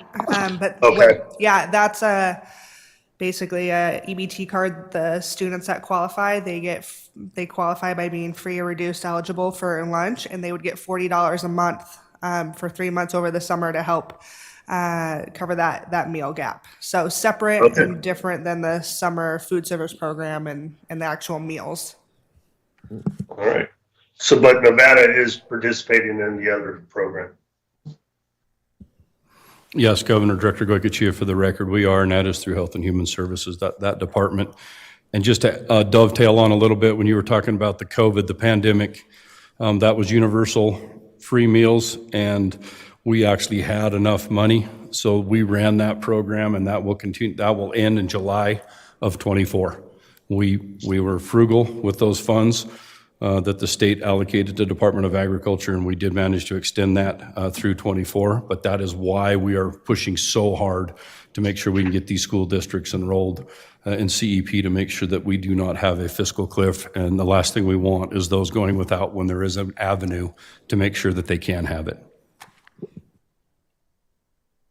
Thank you. Any other questions on Chapter 5? Right, so I believe that will close out 4A. There are no further questions, information only. So, but prior to moving on to 4B, reference the general's question on bringing this back. Mr. Stevenson, how often does the audit committee meet? Is it quarterly or? I think it's quarterly. Biannual? We met in November last. The audit committee meets about approximately twice per year. We've got the next meeting scheduled for September, and then it will follow. The following meeting will be June of 2025, which is to avoid the legislative session. All right. So to give, obviously that's a lot of time to digest the report. But I best served to have it on the agenda for next, and that would be not until September. If I may, it just seems to me it'd be good to socialize this with other folks. Like, Right. the school districts read this and digest it, and, public comment will be probably a little more robust next go around. We can get some insight and input on some of these recommendations again, because, I just think it'd be more beneficial if we could do that. Okay, and since you're absolutely correct, but since it's informational only, it's not an action item. In referring to the DAG, we are able to adapt or modify the report. There. We do the audit plan. I think that's what we're going to adjust it. Nicole Ting for the record. So just to clarify your question, Governor, you want to modify the report or you want to bring it? No, because there was some confusing language, especially in Chapter 1 and 2. And I don't know if it's appropriate to change the language or clarify language. I guess I would rely on the DAG for recommendation on that. Well, if I could, Go ahead. yeah, record, I'm sorry. I wasn't suggesting you change the report at all at this juncture. I was just suggesting that we have a more robust, we had a robust conversation today, but a more robust conversation with the stakeholders. So that, because we got this 2 days ago, right? No one's really been able to digest it. So, you know, it can go out as is, as far as I'm concerned. No, it is gonna go out as is, but, well, just like you said, there, you can pick certain items in there and unless you read the whole report, it has a whole different meaning, correct? And we asked those questions publicly here for some clarification, and there were some good responses referenced those questions, but I guess it'd be a matter of public record and it wouldn't matter, so, all right, I guess the direction I will give then is to bring the report back in September and allow the public to consume it and then rely on the public and public comment to provide some questions and or some clarification. That's Well, our DAG is up north and, oh, yeah. well, I'm asking. Yeah, guys, I'm asking. I'm asking the major DAG. This team, that's good, right? We just re-agendize this, right, for September and be good with that. My DAG up north? Nicole Ting for the record. Governor, I would agree with your assessment. I would, since it's just information, non-action item, we're not adopting it here. So if bring it back with the modifications that you want and then adopt it at that time, I would recommend. You know what, I'm going to say publicly, no modification, okay? And then hopefully people are able to digest it according to what we asked and what we responded with. And then if questioned further, we can provide individual statements. Okay, but we will bring it back for further conversation. All right? Thanks, Bill. And we'll move. Governor, can we go back to 4A real quick? Sure. 5.2, the recommendation. Sure. Cisco Aguilar for the record. Does that include charters as well? 5.2. 5.2. Improve student services, training, and reporting. Let me just take a look here. Yeah. That one does include charter schools. Perfect. Thank you. Yeah, so in each charter school.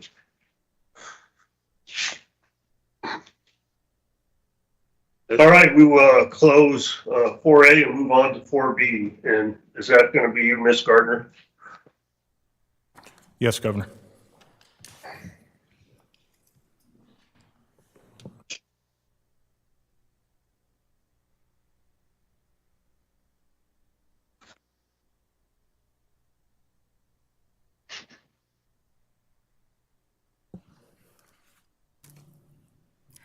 Good afternoon, Governor and members of the committee. For the record, Melissa Gardner, Executive Branch Auditor. The State Public Charter School Authority audit focused on improving equitable access to charter schools. The audit found that charter school location and transportation options have a significant impact on equitable access. The audit made 3 observations and 2 recommendations. The 3 observations are: first, the SPCSA's charter school application evaluation process promotes equitable access to public charter schools. Second, the SPCSA has taken action to improve diversity of special populations of pupils. And third, no bias was identified in SPCSA staff recommendations to approve or deny new charter school applications based on the proposed location for the years reviewed of 2019 through 2023. These observations highlight current practices and do not require any additional action. The 2 recommendations to help reduce barriers to charter school participation are: first, we recommend the SPCSA continue to strategically locate new charter schools near 1- and 2-star district schools. Strategically locating new charter schools near underperforming 1- and 2-star district schools will improve educational access and align with state priorities. The greatest need for charter schools is in urban and suburban areas with a high concentration of underperforming district schools. Strategic placement is crucial to reduce barriers to charter school participation and support enrollment of disadvantaged pupils. The new charter school applications the SPCSA recommended for board approval included proposed charter school locations in underperforming areas. Additionally, a $100 million revolving loan fund recently approved by the Nevada Infrastructure Bank is expected to facilitate charter school expansion in underserved communities. The SPCSA should continue to strategically locate charter schools near underperforming 1- and 2-star district schools, which will improve charter school participation and align with the governor's priorities of expanding access to charter schools and improving school choice. Second, we recommend the SPCSA continue to pursue funding options to provide transportation to charter school pupils. A lack of reliable transportation presents some pupils with an insurmountable barrier to attending a charter school of their choice. The Commission on School Funding recommended charter school transportation allocation should be included in the calculation of the pupil-centered funding plan like school districts. During the 2023-2025 biennium, limited funding of $14 million was approved for charter school transportation, but there is no mechanism in place to guarantee funding after the biennium. Furthermore, the limited funding is not sufficient to fund charter school transportation at the same per-pupil cost as Nevada school districts. The SPCSA anticipates demand for funding will exceed the amount appropriated for the biennium. At least 17 other states statutorily mandate transportation be offered to charter school pupils. For example, in Florida, the charter school and the school district are required to make arrangements so transportation is not a barrier to equal access for all pupils. Also, charter schools are entitled to their proportionate share of transportation funds for eligible students. Continued efforts are needed to secure additional funding for charter school transportation. The SPCSA should continue pursuing all available funding options for charter school transportation, including a per-pupil allocation through the pupil-centered funding plan, which aligns with statewide goals for equitable access to charter schools and reduces enrollment barriers for disadvantaged pupils. We would like to thank the SPCSA management and staff for their time and input throughout the audit. In attendance is the SPCSA's Executive Director, Melissa McAdon, and she is available to answer any questions the committee may have at this time.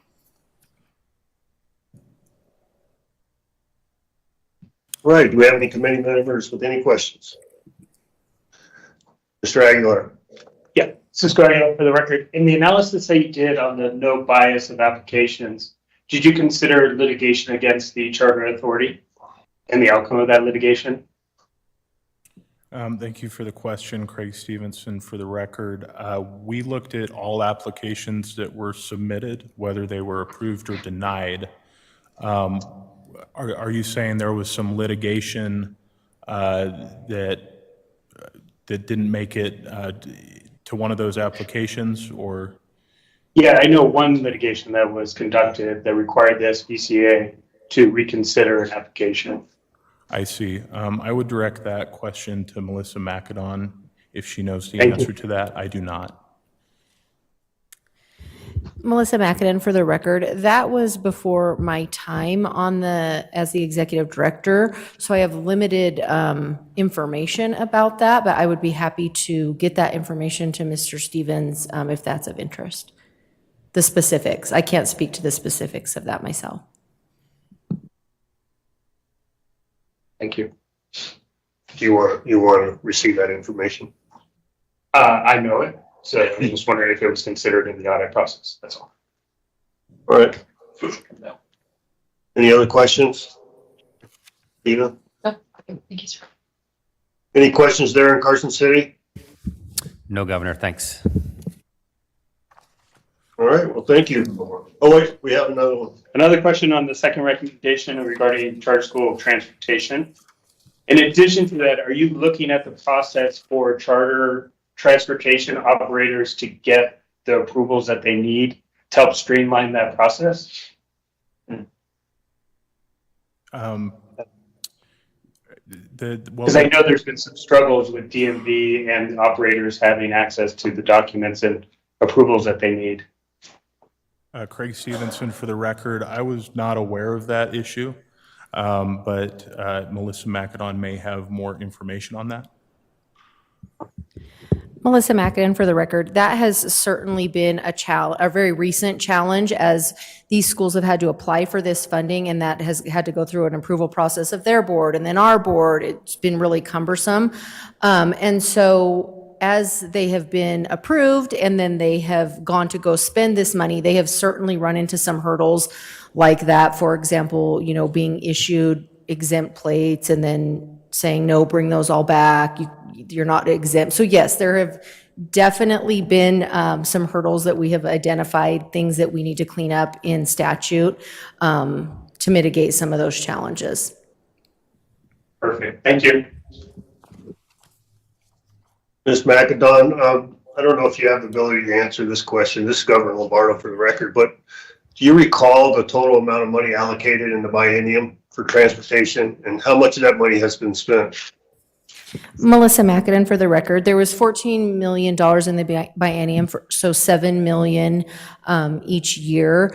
Right now, we have approved about $6 million of those dollars. However, what I really want to be careful of saying is some of these hurdles, like getting the buses registered, they have slowed up the spending of that money. So most of these schools intended to start providing these services after Christmas or after the new year. And a lot of these hurdles are just slowing up the process so much that some of them still are not, despite their best efforts, fully operational. And so we're going to have to do some reallocation of funding here towards the end of the fiscal year to clean up some of this. When you say clean up, is that we need an increase in the allocation to accommodate all the requests, or? No, at this point, we don't need an increase in the allocation. We are anticipating a few more. We've recently opened the application up to schools who will be opening in the 24-25 school year, and we do anticipate receiving applications from all of them, which will mean we've allocated the entire $7 million or very close to it. My concern is just, it's all been allocated. I want to make sure it all gets spent. Right, right. My concern is whether we under allocated. I think, Melissa McAdon for the record, I think that one of the other challenges is that the majority of these applications have been in Clark County. And the reason that those schools in Clark County have felt like they could take this risk is because there's third-party vendors that they could hire to provide these services, whereas in Ely or Elko or even Washoe County, without those services, it's very risky for a school to say, we're going to buy a bus and hire an employee to run a transportation program ourselves in-house with funding that we don't know is going to continue past this biennium, which is why it would be really one of our priorities to make sure that our schools are just included just like a traditional public school in the auxiliary funding as the Commission on School Funding recommended. All right. Well, welcome aboard. Thanks. Oh, we have an additional question. Hang on. Cisco Aguilar for the record. In the recommendation that you locate charters in proximity to 1-star and 2-star schools, is there an opportunity to allow charter students to use the transportation system of that 1-star, 2-star school? Melissa McAdon for the record. I don't think there's anything that prohibits it. However, it would require an MOU between a school district and a charter school to do that. And I don't know that there's been a lot of appetite for it. To my knowledge, there's nothing to prohibit it. There hasn't necessarily been the appetite for it. I think that's what Mr. Stevens was talking about. Like in Florida, I believe it's a requirement there. So, there's an MOU that goes on and the charter school says, we're going to pay the school district X amount to transport our student to our school. But that's definitely something that would have to happen legislatively. Because if you look at the additional costs for, I know, a small group of students to get on a bus, it's not, the bus is already running. And then you could run a shuttle from the school to the actual charter and alleviate and spread that transportation money wider. It's easy sitting here at this table. Sorry.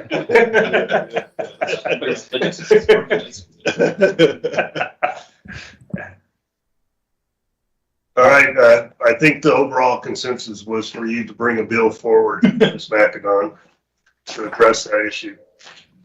But more important, to make sure the operators have enough, we can streamline the process. Intergovernment. All right, any further questions? All right, we'll close item 4B, and prior to moving to 5, I want to thank everybody for your participation and and also in the Q&A. And also I want to commend publicly Mr. Stevenson's, the job that your office did in short order. I know this had a very short timeline, and we're looking forward to providing further clarification come September. So we will close item number 4, move to item 5, presentation of special follow-up report, informational only. And it looks like the Nevada Department of Veteran Services and Martin Schaefer.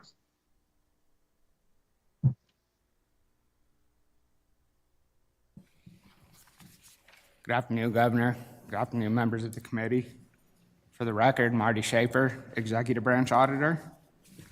This is the special follow-up to our audit of the Nevada Department of Veterans Services, DIA report number 2401. The follow-up was requested by the Governor during the November 2023 committee meeting. The audit focused on improving transparency in operations between the department and the management company of the Northern Nevada State Veterans Home. 6 recommendations resulted from the audit. I'm pleased to report that the division has made progress implementing the recommendations. 1 recommendation is fully implemented and 1 is no longer applicable. The remaining 4 have each been partially implemented. Recommendation 1, to validate North Home financial data, is partially implemented. The department has taken several steps towards enhancing financial transparency with the management company, which include an improved process of exchanging and reviewing supporting documents, monthly receipt of the North Home facility bank statements, and access to the management company's accounting and invoicing systems. While there has been progress towards improving the transparency of financial data, efforts to implement this recommendation are resulting in questionable information coming to the attention of the department. There have been a number of transactions warranting further follow-up. Among the issues noted by the department, there have been a number of unsupported transactions to remove funds from petty cash, totaling approximately $45,000. Additionally, the administration of resident trust funds appears to be out of compliance with certain federal regulations. Further, recruitment expenses are being charged to the facility. Given that recruitment is listed among the services covered by the management fee, these charges appear non-compliant with the contract. The department has represented that they are working to resolve these issues with the management company. Recommendation 2, to link the management fee to services provided, is partially implemented. The department is working to construct a new RFP in which they intend to include financial, operational, and performance-based metrics that will tie to the management fee. Among the metrics being considered are the ability to meet stated staffing ratios and to retain key personnel, as well as the ability to retain a 5-star rating. The department also intends to include liquidated damage provisions for the failure to meet stipulated metrics. Recommendation 3 was to revise the reserve calculation to reflect the true cash needed for operations, which was one of 2 options offered to revise the reserve calculation. The recommendation has been fully implemented utilizing this option. We confirmed that the calculation for the $967,000 distributed to the department this past August included adjustments to the reserve to reflect the true cash needed for operations. Per the contract, the next distribution is not yet due until April of this year. The department has demonstrated that they are situated to ensure the calculation will be accurate. Recommendation 4 was to revise the calculation of the reserve to the formula outlined in the RFP, which was the second option offered to revise the reserve calculation. Given the department has already revised the calculation to reflect true cash needs in accordance with recommendation 3, we no longer consider this option applicable. Recommendation 5, to present the North Home financial statements on the state's fiscal year basis, is partially implemented. The department has represented that the management company is in contact with the accounting software vendor to determine whether it will be possible to reconfigure the system. In the meantime, the management company is providing the department with manually compiled fiscal year financial data in an Excel spreadsheet. While this does not meet the intent of the audit recommendation, it should help facilitate transparency with the management company. Recommendation 6, to improve oversight of the management contract, is partially implemented. The department has made certain personnel changes with the intention of enhancing oversight in North Home operations. These changes include a new Deputy Director of Healthcare Services, as well as an experienced consultant. The individuals at these positions will be working closely with the State Veterans Home Officer, who works on site at the facility. The department acknowledges that implementing this recommendation will be an ongoing process that is refined over the life of the contract. We thank the Department of Veterans Services for their assistance in preparing our report. In attendance from the department are Interim Director Lisa Maciel and Chief Executive Officer Joe Thiele. Also in attendance from Avalon Healthcare Group are President Alan Hash and Regional Vice President Carl Huggie. They are available for any questions the committee may have at this time. All right, do we have any questions from any committee members? Mr. Conine.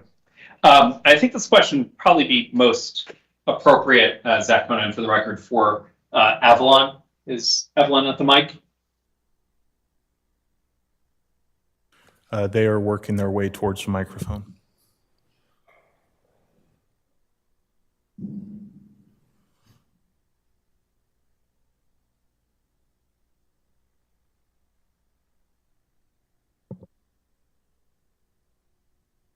Hiram Curtin from Avalon Healthcare for the record. Thanks, sir. During the original audit, and I should say, Governor, thank you for bringing this back on an expedited basis, because I appreciate the opportunity to have another bite at this apple. During the initial audit, I believe my comment on the situation was that this was awful and amongst the worst things I've ever seen.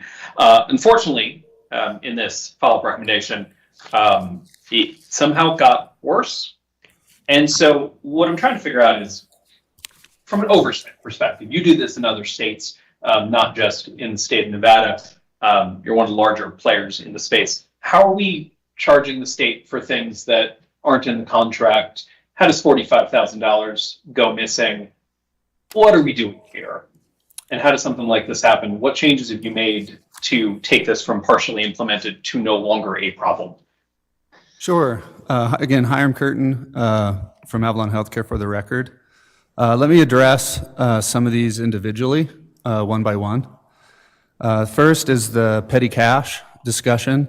That is an ongoing discussion between Avalon Healthcare and NDVS. There has been some unknowns, is what I would say thus far. Avalon is confident that all of these amounts are not missing. And in fact, it's as simple as Avalon not charging the state enough. This is not in any context a situation where Avalon charged the state for something incorrectly. And in the aggregate, so far in this audit, Avalon has been due over $100,000 of funds that it should have charged the state, that it did not. Nobody at the Avalon team has any intent to improperly charge the state. All of our staff have tried to move forward in good faith and has done so. We are not perfect, just like any organization, and small mistakes are sometimes made. I would remind the group that Avalon has been operating this building for many years now. We opened the building, And when we opened the building, we operated the building at a deficit where the state was not providing funds to properly cash flow the building. And at one time, Avalon had fronted over $1.8 million to keep the building operating. We have been a good partner for this entire period. Moving to the petty cash to get to specifics, when you're talking about $40,000 going missing, that is incorrect. Avalon had opened up this facility and had put its petty cash account in its own operating account, as Avalon operates many facilities. The petty cash process was such that the folks in the facility submit an invoice to our accounts payable department to get reimbursement for the cash that's in the petty cash lockbox. That is a common practice across the whole industry and many industries. The issue at hand was that we were funding to the replacement of the petty cash box from an Avalon account that was Avalon funds, not the facility funds. So over a period of time, we had accrued a balance that we had never reimbursed ourselves for from the state. That was money due to Avalon. It was a loan given to the state's facility, and it's really not the state's facility technically. It's a contracted entity which Avalon operates. In April, this was discovered, and we did not try and accrue any late payments or anything like that. It was our mistake that we had made. We had simply tallied all the invoices that had been submitted to us, of which we had not been reimbursed for, and then processed that reimbursement. Moving to the trust fund issue, we get audited on this every single year by the state, and we have had no deficiencies in the trust fund area. That is because we follow a very common practice across long-term care. The trust fund process is such: we have a vendor that hosts the trust fund account, and they're the largest vendor in the long-term care industry, and they host very large amounts of trust fund accounts across the country. All of the trust fund money is held in this account. Avalon, in an effort to make it so that the residents have direct access to the funds in a very expedited manner, fronts cash out of its own operating entity so that the residents have access to that cash. And what occurs is that cash is given to the resident when they make the request, and then we submit to get that cash reimbursed. If we didn't do it in this process, the resident would have to wait longer to get access to their cash. The cash is then forwarded. But remember, the money has already been given to the patient, so the patient has already withdrawn it. And then we receive that fund to cover Avalon, who is fronting that money on their behalf. And we do that to the benefit of the residents. That process has been, again, audited annually, and we've had no cited deficiencies. We have had difficulty getting comprehension and understanding between us and NDVS, but we are confident that given enough open communication with NDVS, if we are given enough opportunity to work these issues through and we're giving enough of a voice, we will get this reconciled.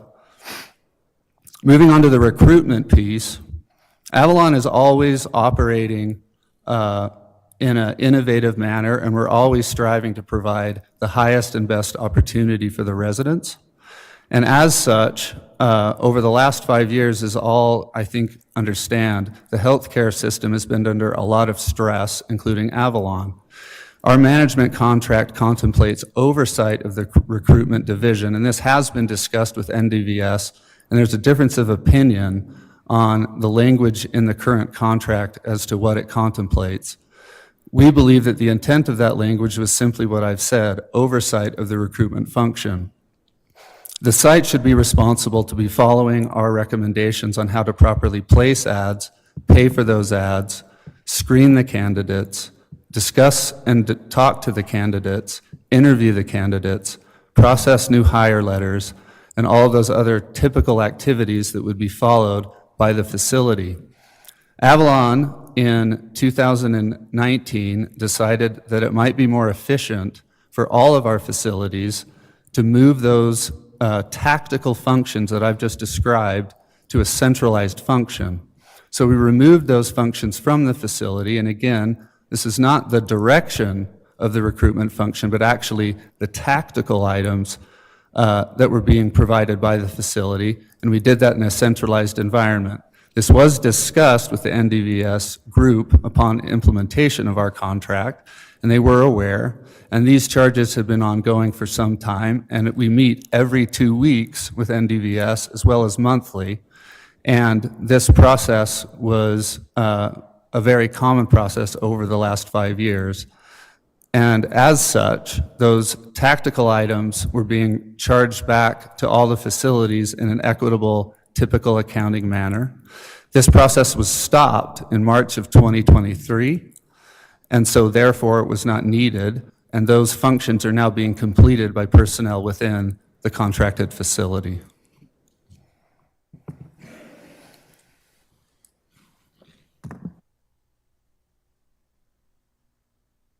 Thank you. Any other questions? This is Governor Lombardo. Go ahead. You sure? This is Governor Lombardo for the record. Marty, I think this might be directed to you. In recommendation number 1, last paragraph, the information coming to light as a result of implementing this recommendation warrants additional investigation. And it says warrants, so is there additional investigation taking place or not? Governor Craig Stevenson for the record. We are going to be following up on this, and yes, we are going to be part of that investigation as we do our audit follow-up steps. In our audit plan, which I'll be presenting later, we are doing an audit of the South Home that's being opened, but we are also going to continue to monitor the North Home as part of that audit, and we're going to work with NDVS on these issues.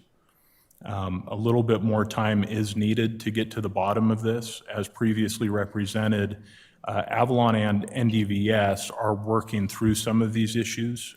We typically wait 6 months to do a follow-up audit, but we did this one very quick, and we still need to get more data. But that will be our role in the Division of Internal Audits to keep on top of this. Okay. So as a result of some of these partially being implemented and some questions that we have today and some questions that we are unable to ask today, I'd like this agenda item to come back in September for conclusion. I understand the contract expires in August of 24, so we should have some complete answers by then. Yes, Governor, we will get that on the September agenda. Dina, do you have a question? Sorry. Anybody else? This is Andy. I Andy, did, but if you'd prefer, I can hold off on it until we get back. I don't know if we can get into it today. I'll just state what it had to do with, and we can then decide if there's something to circle back on. But I did notice in the auditor's comment, recommendation 1, that NDVS does not have access to the corporate parent company's bank statements. I was just curious as to what extent the state would be able to access that. But perhaps that's something we don't want to dive into today. But that was a question that sort of jumped out at me. Yeah, if you wouldn't mind, I would hold that question. Yep, absolutely. Thank you. General? Oh, I thought you had a question. No, I don't. All right, no further questions. Thank you. Oh, before we move on, is Colonel Devine in the audience up there? I'm sorry, who was that? Colonel Devine, Mary Devine. Did she make it today? No, Governor. Well, people are all looking at me like, why am I asking for her? She's the new director of Veteran Services. So I wanted to take the opportunity to introduce her to everybody, but obviously she's not there. Maybe she's not the director anymore. Oh, no, I'm just joking. You're right. What did we find out? Wow, person. Not sitting there anymore. All right. Yes. Oh, there isn't a B. So we'll close agenda item number 5, move to agenda item number 6, presentation of annual follow-up reports pursuant to NRS 353A.045 and 2A standard 2500.A1 informational only. Let's kick it off with 6A. Mr. Stevenson. Thank you, Governor. Craig Stevenson for the record. This is the first annual follow-up to the Department of Administration Purchasing Division Audit DIA Report Number 2204. The audit focused on post-award contract monitoring. I'm pleased to report that Recommendation 1 has been fully implemented. The Purchasing Division has expanded post-award contract management training by offering additional resources and support to state agency staff. This expansion includes supplemental materials to the contract management course and the introduction of topic-specific training sessions. These sessions cover essential areas such as navigating Nevada ePro, crafting scopes of work, and comprehensive guidance on post-award contract management. Looking ahead, there are plans to migrate this training to the core NV ERP system upon its deployment. Recommendation 2 to establish oversight of purchasing-led agency contracts is partially implemented. The Purchasing Division began reviewing purchasing-led agency contracts on a sample basis, leading to the discovery of procurement malfeasance, which has been duly reported. However, challenges persist, particularly concerning the lack of statutory authority to enforce corrective actions. We recommend the Purchasing Division continue to review contracts on a sample basis for procurement malfeasance and consider alternative reporting methods such as presenting a heat sheet of non-compliant agencies to the State Board of Examiners. Purchasing Administrator Gideon Davis is available to answer any questions the committee may have.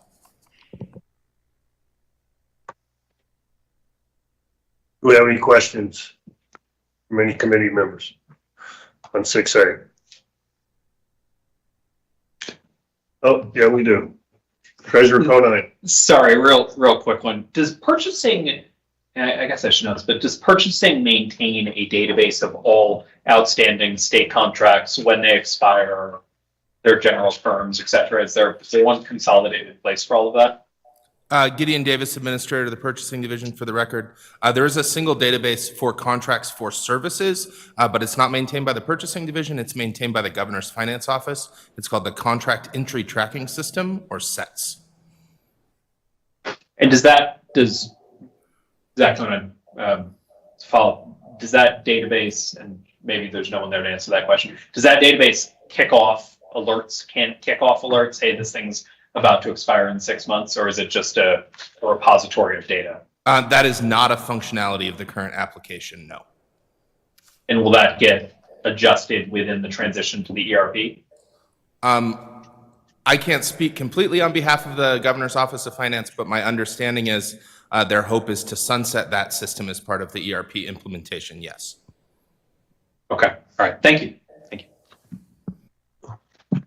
Mr. Stevenson, is Director Wells there, Jim Wells, in the room? Can he provide further clarification? Did you say Jim Wells, sir? Yes. Yes. Yes, he is in this room. Can he provide further clarification for the treasurer? He's on his way up.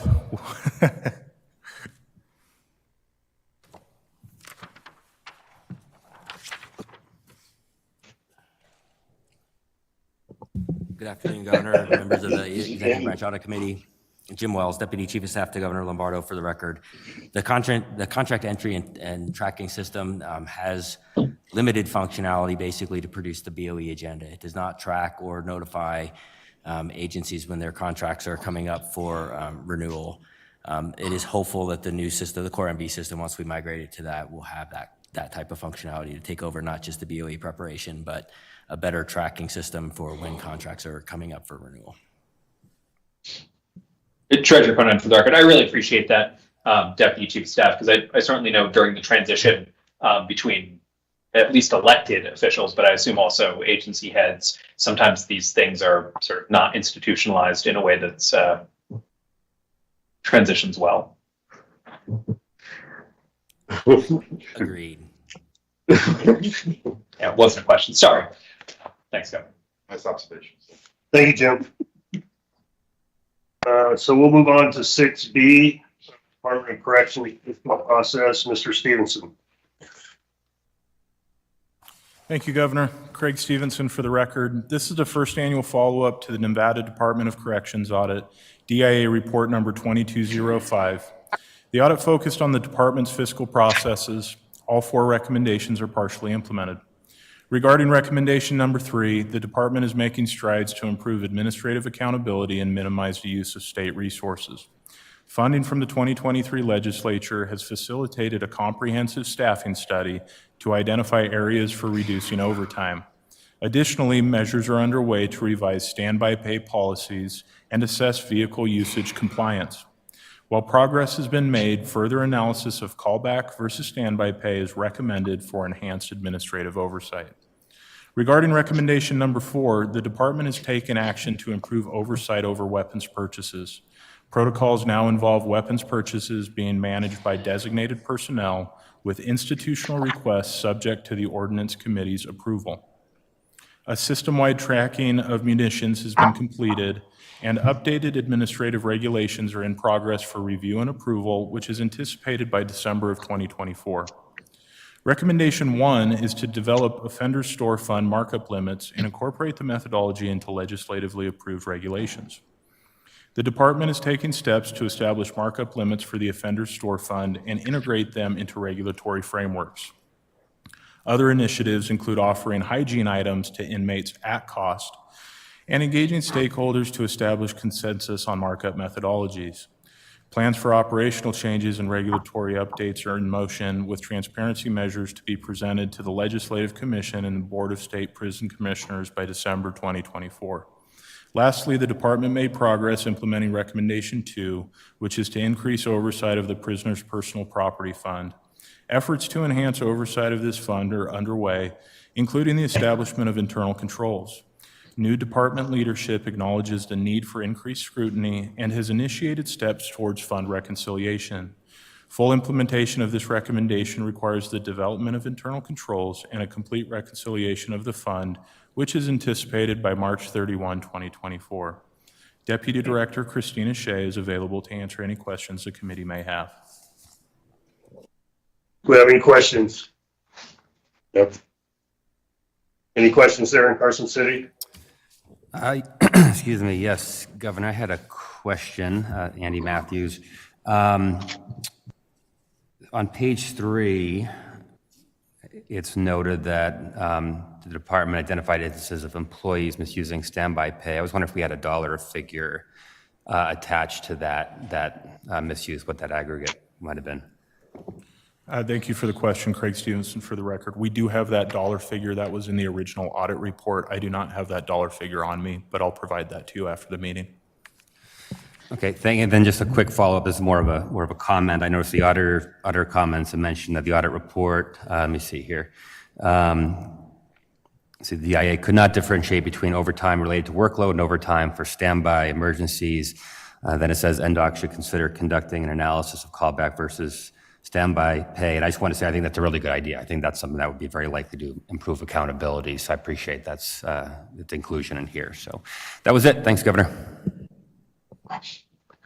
Thank you. All right, we'll close 6B and move on to 6C, Department of Public Safety and Investigation Division, Task Force Operations. Mr. Stevenson. Thank you, Governor. Craig Stevenson for the record. This is the first annual follow-up to the Department of Public Safety Investigation Division audit, DIA report number 2206. The audit focused on task force operations. The only outstanding recommendation remaining for this audit is recommendation number 2, which is to collect investigative data to optimize decision-making. The division took action to implement this recommendation, and ample investigative data has been collected and is used to improve decision-making. The division requested additional resources from the 2023 legislature to be able to manually compile this information, but the request was not approved. Additional staff or a technology solution is needed to implement this recommendation. However, manually collecting and compiling this data was not envisioned as a cost-effective solution in the audit report. For these reasons, this recommendation is deemed no longer applicable. Chief Ryan Miller of the Investigation Division is available to answer any questions the committee may have. Do you have any questions of Mr. Miller? We have any in there in Carson City? No, sir. All right. Hearing none, seeing none. Thank you. We will close item number 6 as it's informational only. To 7, review of the annual audit plan pursuant to NRS 353A.038. And this is for action. Mr. Stevenson. Thank you, Governor. Tab 7 is our annual audit plan, which is required by statute to be presented on a fiscal year basis. Previously, we had presented this committee with a list of all previously approved audits rather than the fiscal year audit plan required by statute. A listing of all previously approved audits is maintained, and we intend to complete those audits as staffing resources become available. The 6 audits presented in this audit plan indicate what I believe we can accomplish during fiscal year 2025. 2 audits are currently underway. An audit of the Department of Veteran Services South Home was opened on Monday of this week, and a statewide audit of collective bargaining agreements, which has been underway for approximately 4 months. We intend to report these audits in September 2024.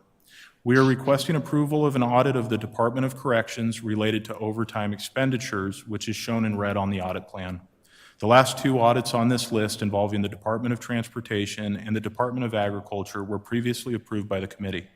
We intend to open these audits as early as April of this year, but that is dependent on the availability of audit managers. Approval of the proposed fiscal year 2025 audit plan has been agendized for committee action. I am happy to answer any questions the committee may have at this time.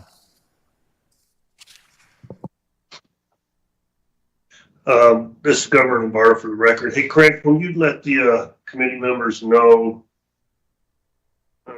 discussion as to why the transportation one has not began yet?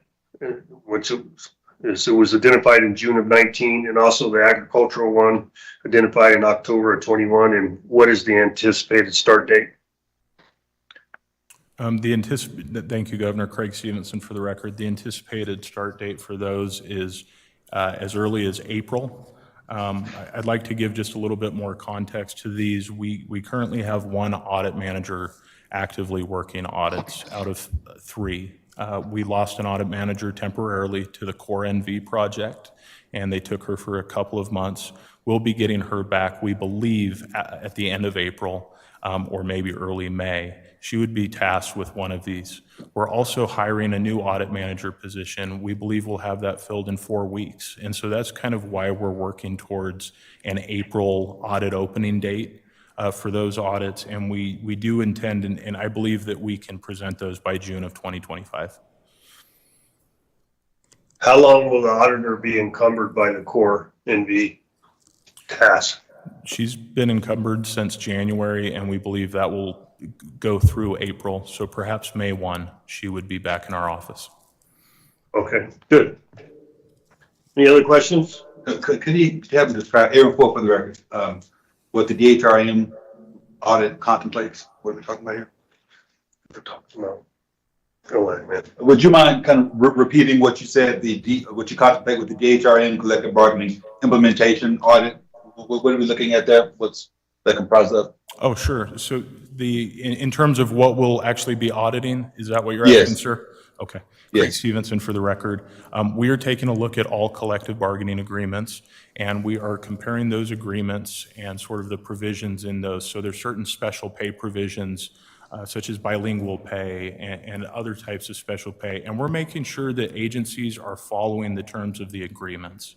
So for example, if you were to look at bilingual pay, the contracts state that they can only earn bilingual pay while they're in that status.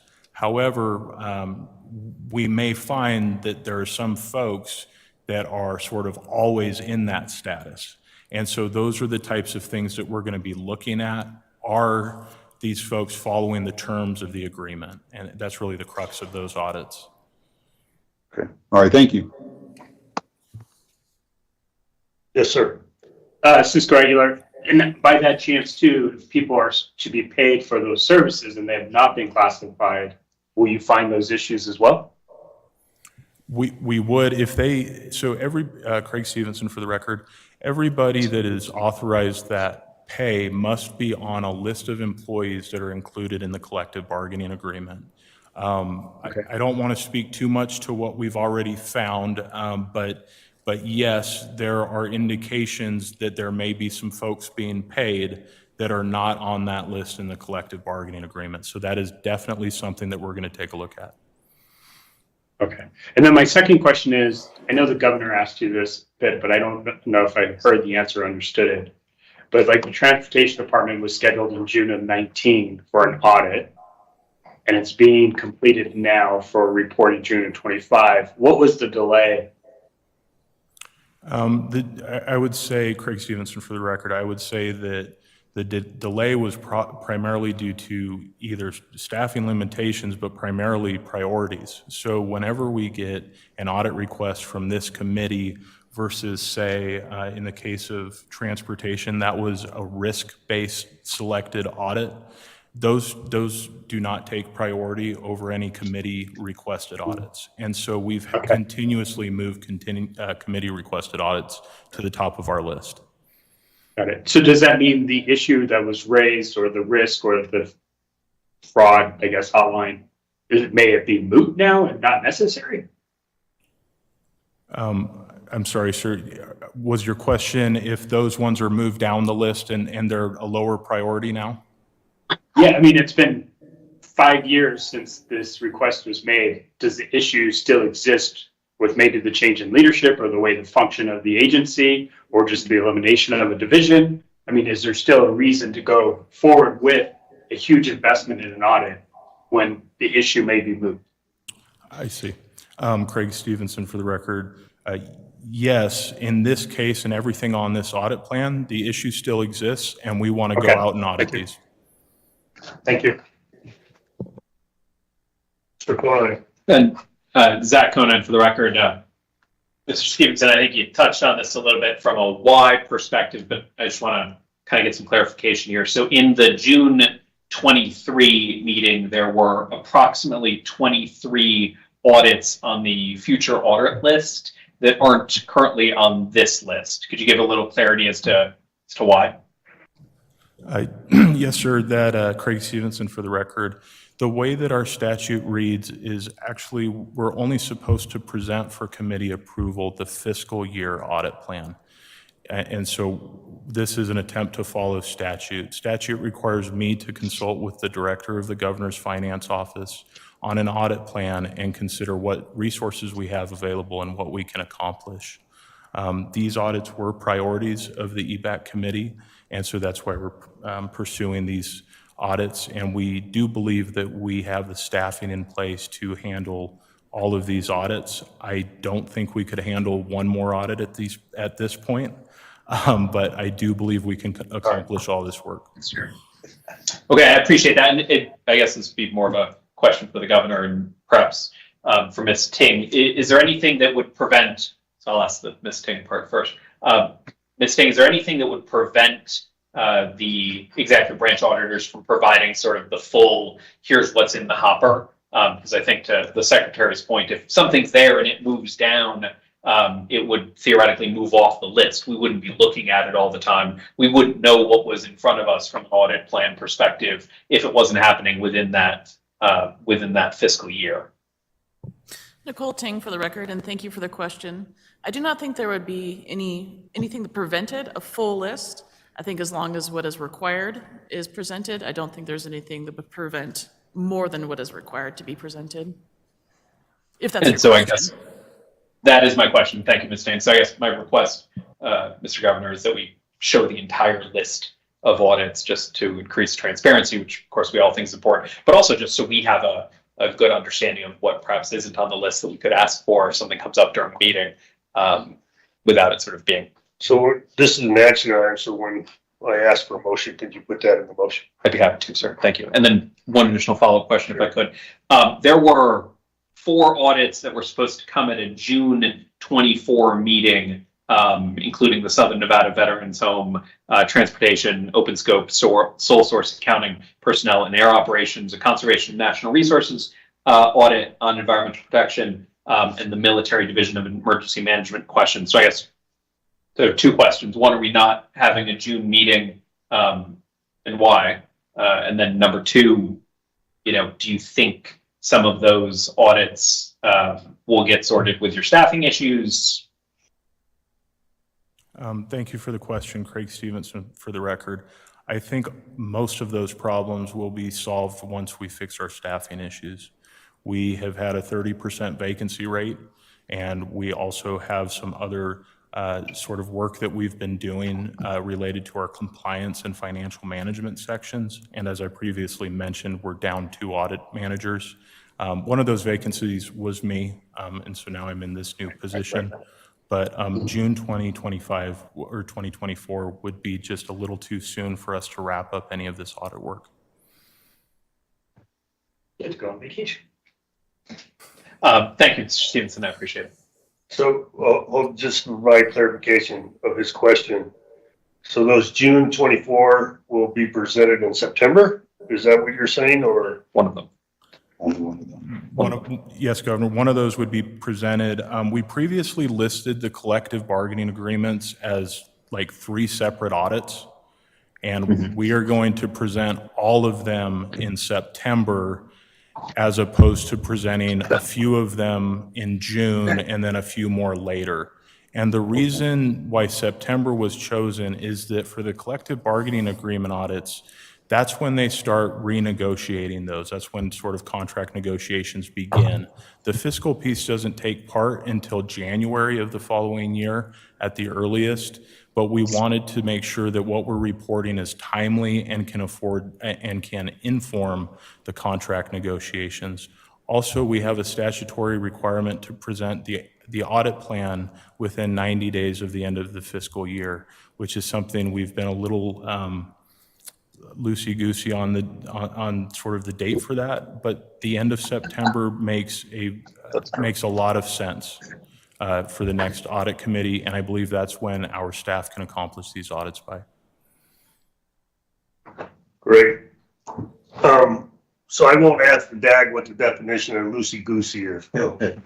That's fine. This is this is an action item, so I'll entertain a motion for approval.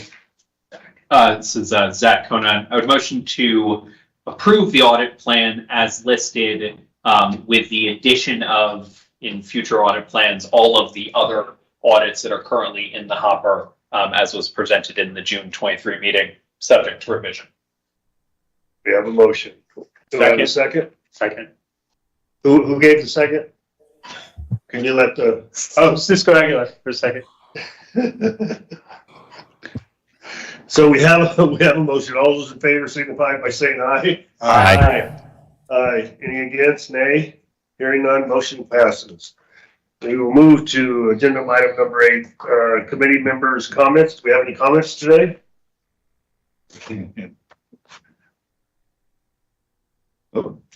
Mr. Matthews?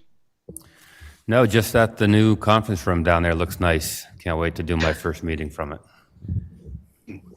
Did the Lieutenant Governor return?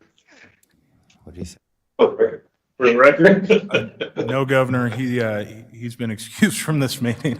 Okay. He decided he'd had enough. All right, we'll move to agenda. We'll close 8. We'll move to number 9, second opportunity for public comment.